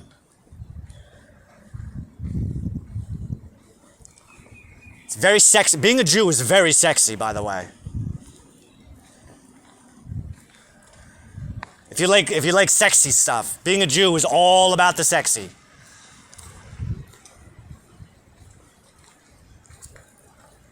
I thought Jews have to marry Jews. Don't worry about that. That's not true. That's not true. I got Torah scripture that debunks that whole fucking thing. Don't even worry about it. Deuteronomy chapter 15, I believe, or 13. It's either 15 or 13. It's right in the beginning.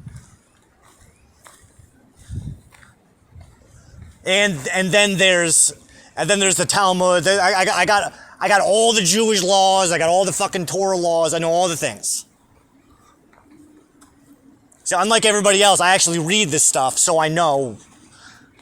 And by the way, it goes like this: religious Jews, it comes from your mother, but ethnic Jews, it comes from your father. There's a big difference. Ethnic is when it's in your DNA. The religion, I don't fuck with the religion. I mean, I don't not. I study the religious laws, but in biblical terms, the Pharisees were religious Jews. The Sadducees were ethnic Jews. They were more about following the letter of the law. The Pharisees were more like the liberals who were just like, hey, fuck it, we just rewrite things. We'll just make up fucking rules. Fuck it. And they did. And they did, and they do. They got all the fucking, they got a bunch of rules that aren't even there, that don't exist. And they take away rules that just aren't convenient for them, which is against the fucking rules. Don't add or subtract, don't go to the left, don't go to the right. Just follow it exactly the fucking way that it is. Don't go making up your own shit.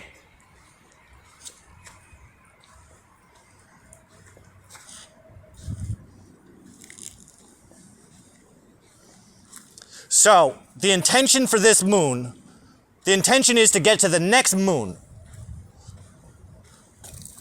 By the time we get, oh, that's perfect fucking timing, Hashem.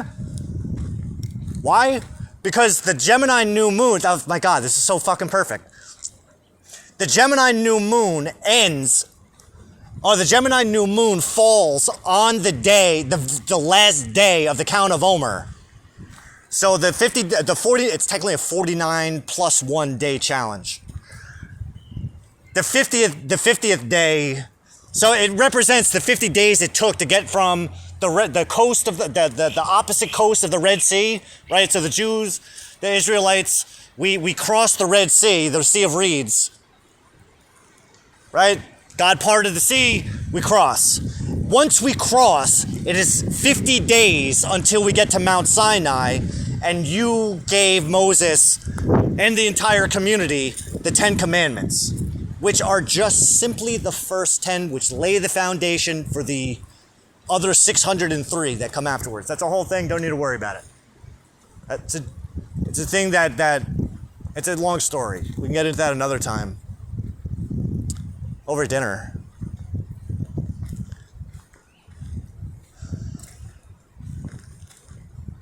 Okay, so Mars comes out of Poe's shadow in a few days, but we'll see the effects of it we'll be able to document the effects of it on the first quarter moon in Leo,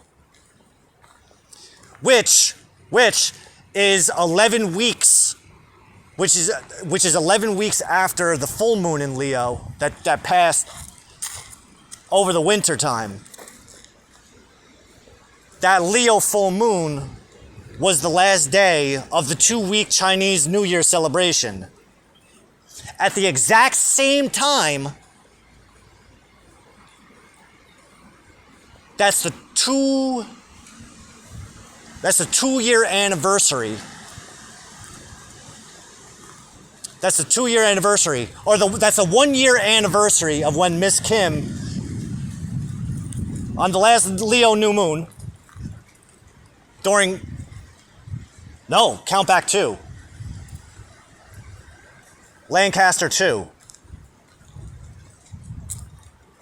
Yeah, count back 2 years. That was, holy shit. Count back 2 years. That Leo full moon from 2 years ago, Miss Kim messaged me to tell me that she thought that she was synchronized with the moon. 1 year from there, 1 year back from there, so that's 2 years ago on the Leo full moon. Now count back 1 more year, so that's 3 lunar years and 11 weeks ago is when I started to read for her Wild Power, and I suggested the experiment to see if we can synchronize her with the moon.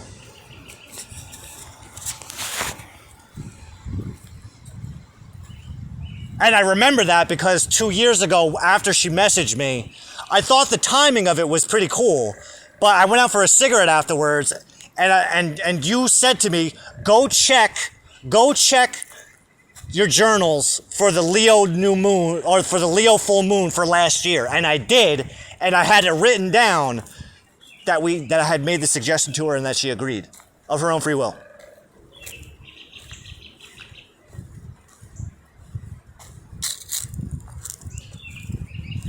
Because I don't have any control over anybody.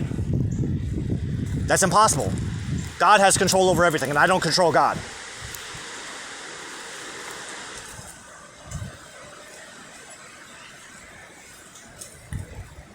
Okay. All right. Focus. So the next new moon in 4 weeks from today is the Gemini new moon. That's the day where that's when the Venus post shadow ends. So a retrograde sequence for any planet takes place in a predetermined set of degrees around the zodiac. There's 3 phases. And it's precise to the fucking degree, to the minute of the degree. There's the pre-shadow, there's the retrograde, and then there's the post-shadow.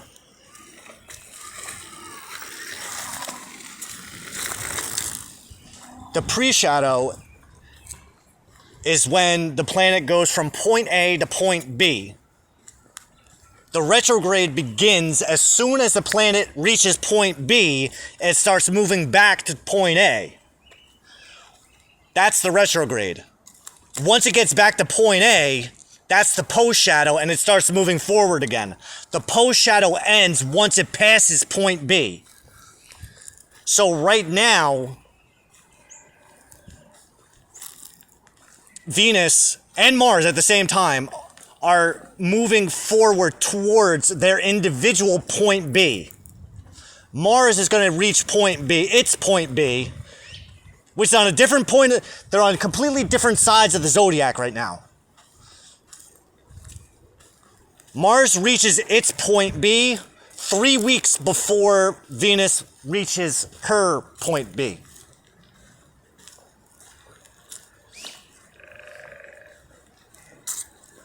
This will all make sense in the future. This will all make sense by the end of the year. Once we get to the end of the last month of the Jewish calendar, once we get to the last month, right, the 2 weeks before Rosh Hashanah, I have to do a full year review in 12 days. Over the course of those 12 days, I'll be able to see how all of these things are aligning with each other. Trust me. I don't even know. Maybe you want me to say that. Maybe we're watching this after the fact. After the fact that I've already done the work and I already see how it all worked out. And why it worked out exactly the way it worked out. God, come on, man.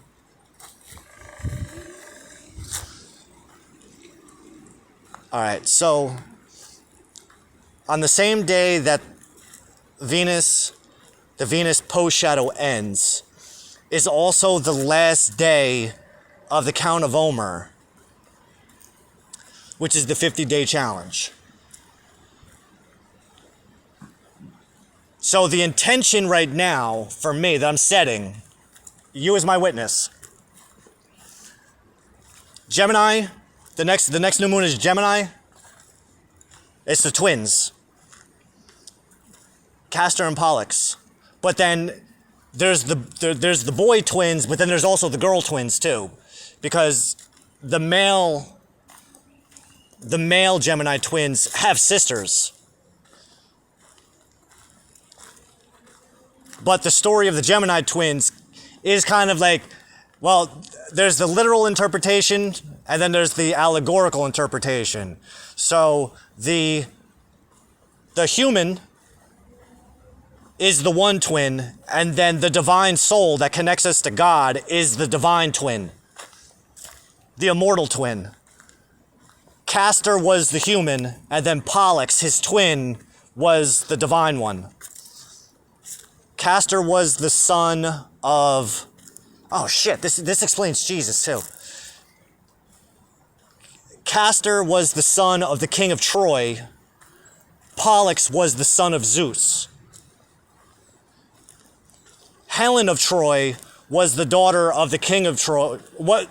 No.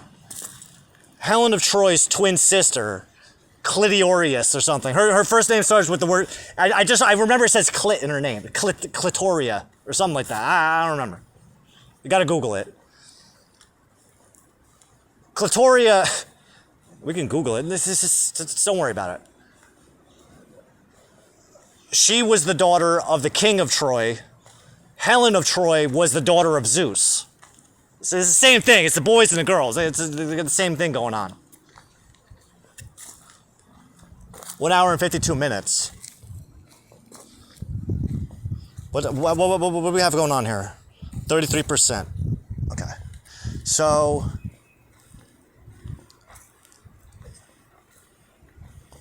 Gemini is also intellectual. It's an air sign. Higher learning, which I'm already doing with all my Aristotle work and all my Rabbi Zalman work and all my Jew work and all my Muslim work. I'm doing all that stuff. But what I want to do is over the next 4 weeks, the intention is to release all of everything that I'm holding on to, all of the excess baggage in my life, all the excess emotional baggage that I'm holding on to, that is preventing me from being the perfect partner for the perfect partner.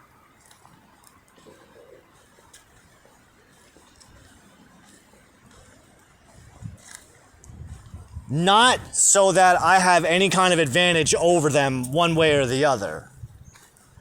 Now, again, that's bringing up a contradiction with the Quran, which says that the husband is one rank above the wife, but the husband and wife, they are equal. They are equal. It's just that one person has to be the leader. The man protects the woman doesn't protect the man. Now, also, I want to add on top of that, my Lord, I want to make sure, also, the intention is to make sure that it don't work for no one else, ever, again. It only works for her, as in all other women from that point on are inferior copies of her.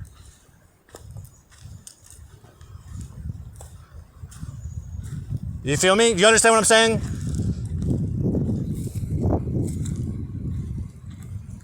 if every single woman in the entire world is an inferior copy to the primary Miss Kim, then all other Kims, it don't work for her. This only works for the primary Kim.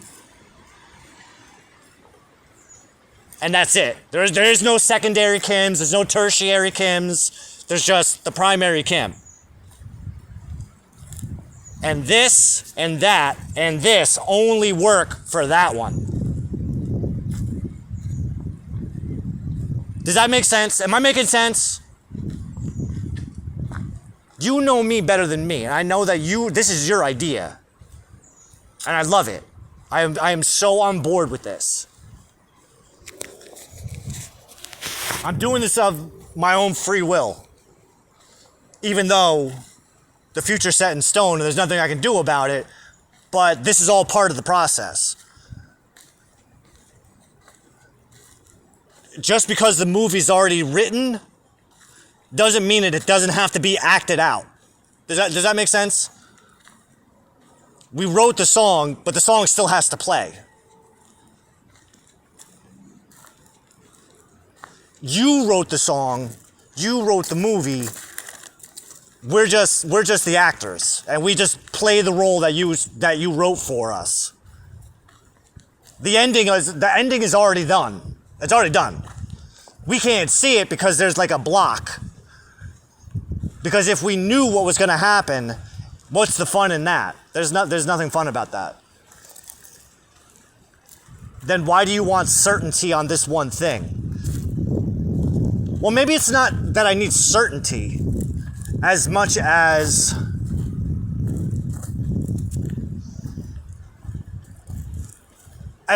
there's this lingering, like, nagging thing that needs to be satisfied. It just needs to be. It's like a hole that needs to be filled. It's like a void that needs to be filled. But it's not. It's that natural void that you encoded within human beings. Is that we all have a void that needs to be filled. And I need that void filled. But so does everybody else. So why do I get the priority? I don't know. Well, my mother's got that void filled. My brother's got that void filled. My sister's got that void filled. My ex-wife has that void filled. I think my son might have that void filled. Like, everyone's got the void filled. You know what I mean?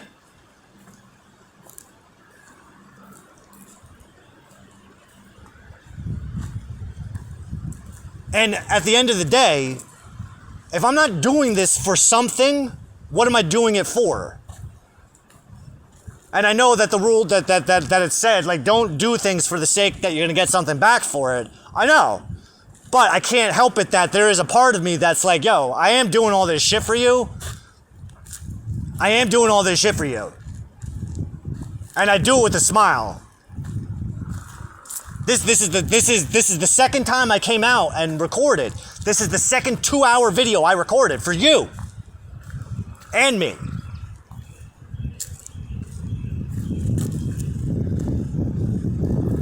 I know.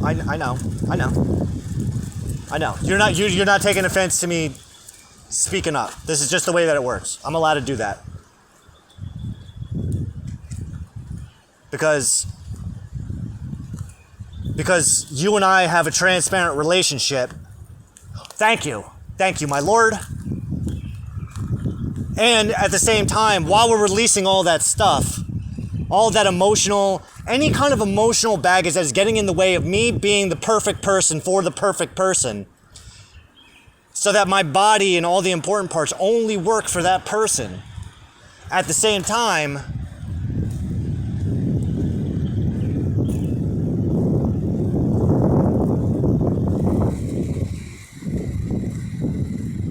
I am perfectly transparent. Is there such thing as too much transparency? No, there's really not supposed to be. The only time there is such thing as too much transparency is when the other person doesn't want to be transparent.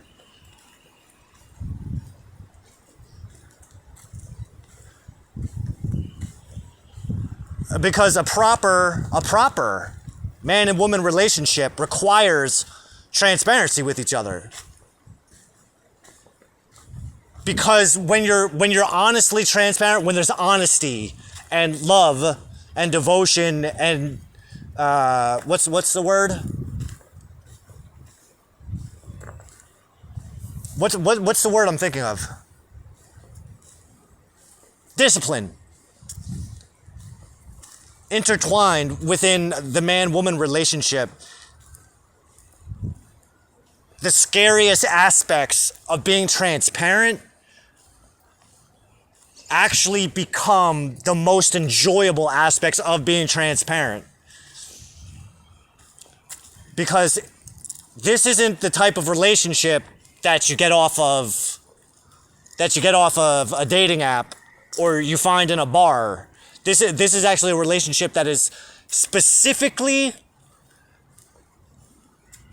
and finely crafted by the one God who created all of this. And that goes for the clockwork that is the solar system as well. And the universe. One big clock. Because we're going to debunk the myth that astrology doesn't dictate who is going to be your person. Because once it's go time, we are going to be able to do things that no one else can do and see things that no one else can see.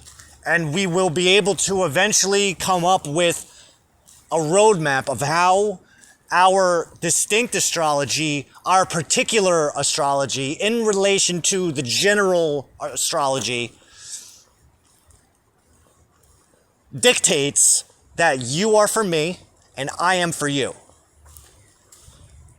And have been since before the two of us were even born. That the entire chain of predication that takes place since the very beginning, was for the sake of you and I being one. Two bodies with one soul. Although, it should be noted that in the Chabad school of thought, each human has two souls. We have the divine soul, but then we also have the human/animal soul. The animal soul wears our blood as a garment. Our divine soul wears the faculties of thought, speech, and action as garments, which in turn wears the animal soul as a garment, which then wears the blood as a garment, which there wears the body as a garment. So it's a whole big Jewish anatomy of how the soul works. And now, I don't know about everybody. I know that everybody has the potential to unlock these things in their head.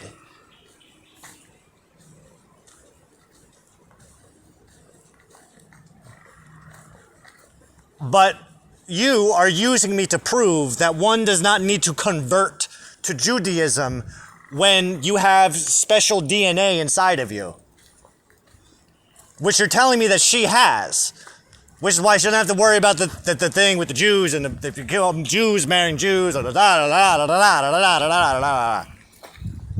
all made up stuff. Don't work like that. I'm actually doing Jews a favor by even acknowledging myself by acknowledging myself as a Jew. I'm doing them a huge fucking favor. In the long run, the PR on it will make more sense later in the future.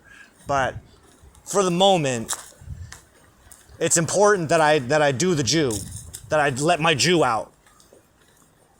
Because it's not that the Jew is not there. Oh, it's there. It's very much fucking there. But technically there comes a point in the future where all religion is kind of just abolished. I don't know if it's going to happen in our lifetime or the next generation or a generation after that, but eventually religion itself is going away because God doesn't need it anymore. The religions have become redundant and inferior. And in the next phase of human, spiritual, conscious evolution, we don't need that shit no more because we have me. And over the course of the next years and centuries and decades, all of those old institutions are going to start crumbling away more and more. And just like with the governments today too, like all the governments are going to start crumbling away too. The institutions are going to start crumbling. More than they already have. That's not my doing. Although it is happening for me. Because everything happens for me. Which is what she has to recognize as well within herself. I'm talking about Miss Kim. Is that Miss Kim is going to start slowly coming to the realization that everything is happening for her. In the same exact manner that I recognize that everything is happening for me. So everything happens for me. Everything that has ever happened has happened for me in the exact same way that everything that has ever happened was happening for you. That's directed at Miss Kim. That's not directed at anybody else. I don't give a fuck about nobody else. I'm just here for Miss Kim.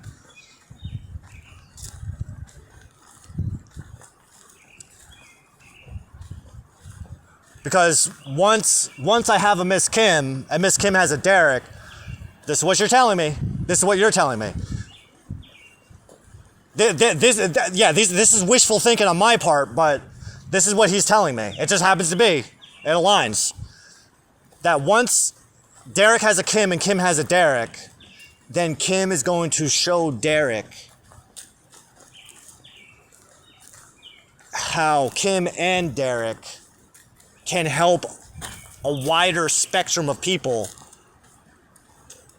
which is why Derek needs Kim. Now, Kim also happens to be a Gemini. So, along with that intention,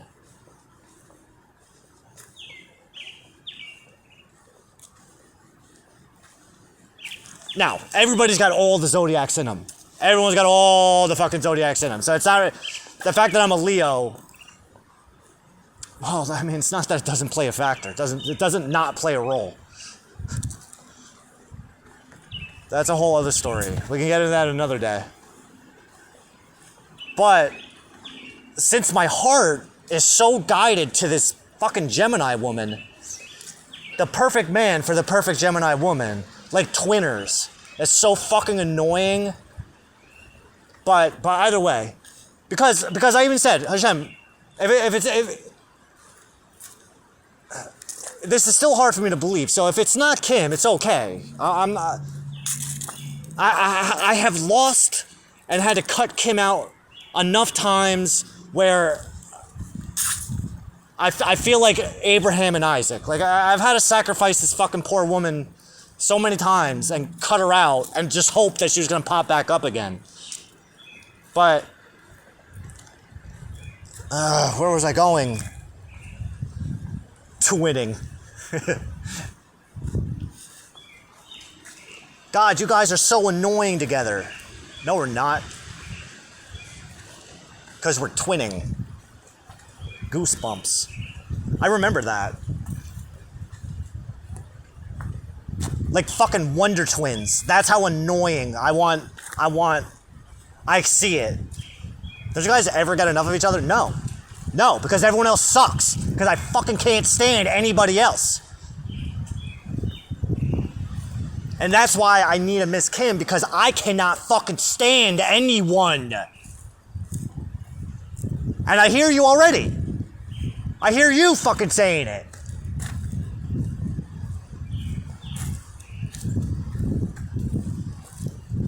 And it's not my fault. You made them this way. And that's what I'm saying. If she's the only person that I actually like being around, why the fuck do I gotta be around other people?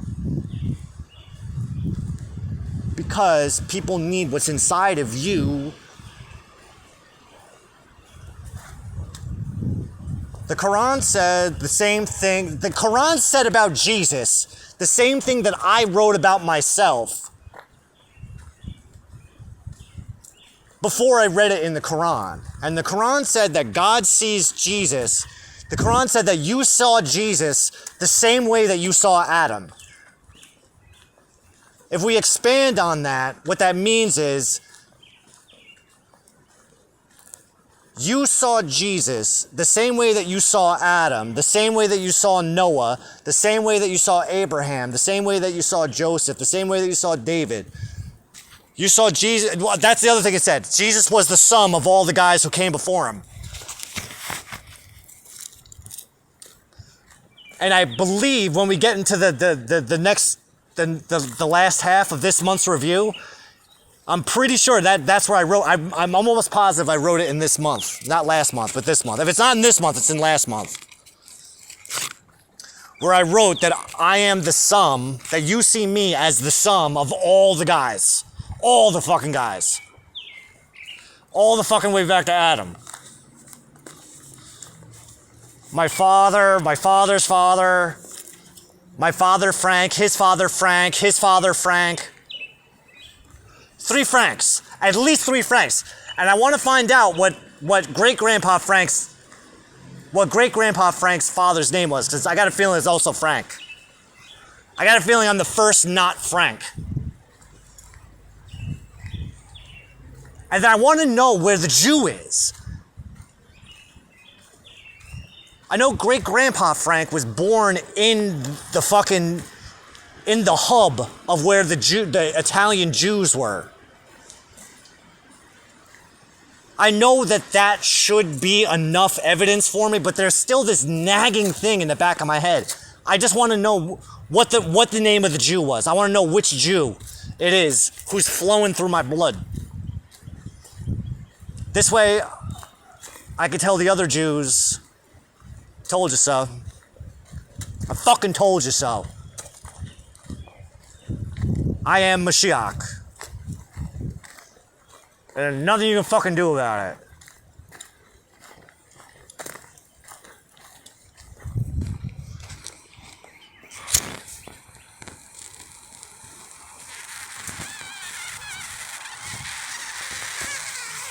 Now, my lord, is there anything else that we should cover? I mean, I think we did a really fucking good job.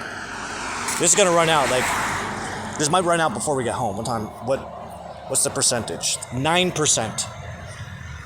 So we probably won't make it home before this cuts out. You and I are gonna continue talking for the rest of the night. And for the rest of my life. Oh, I bring that up. I want more children. I want to get married again.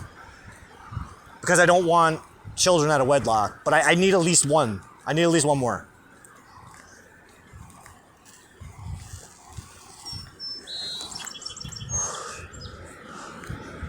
Which means I want you to be my wife.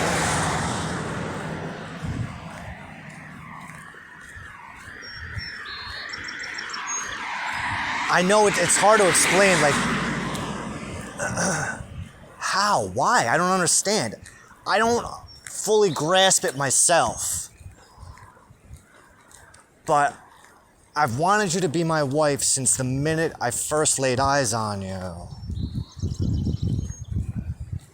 And I believe that the past 6 years, God has been, past 7 years, even before I even met you, that God has been preparing me and conditioning me to be the absolute most indefinite, perfect man for you. That's what he's telling me.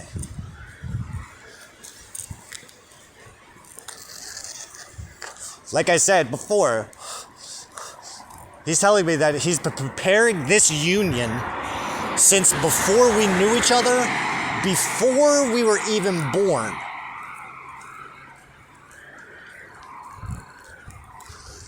That whatever your X chromosomes, wherever they trace back to, there was someone ages ago from your bloodline that knew someone from my bloodline. I don't know where, I don't know how, but he's telling me that we figure it out. Not that we figure it out, but he guides us down a path where we actually see it and go, holy shit! And then the next adventure starts.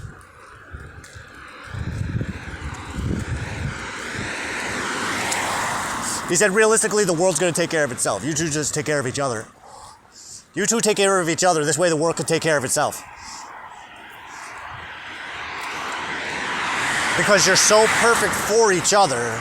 You're going to be you are so perfect for each other that just by existing, coexisting together, you light things up in ways that are impossible for anyone else. That people will have no choice. His words, not mine. People will have no choice but to recognize, holy shit, this is an act of God. They are an act of God. How the fuck did we get here?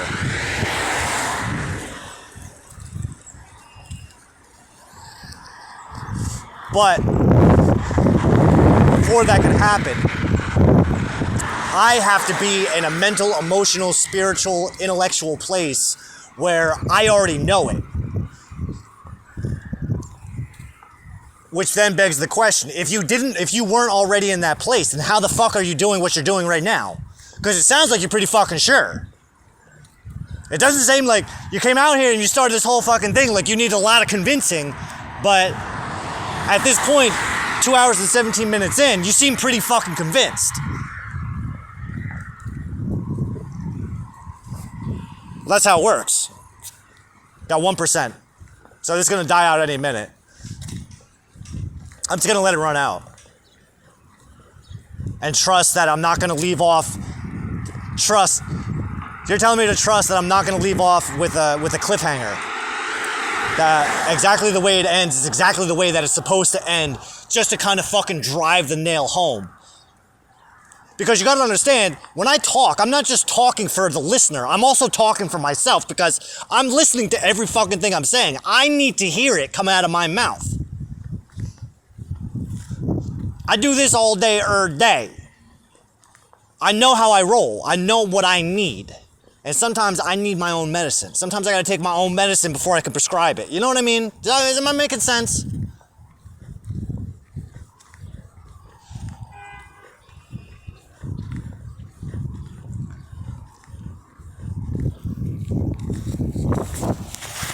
If I didn't think that this was a good idea, if I didn't think that this was going to work from the fucking get-go, from when I left the house, I wouldn't have done it in the first place.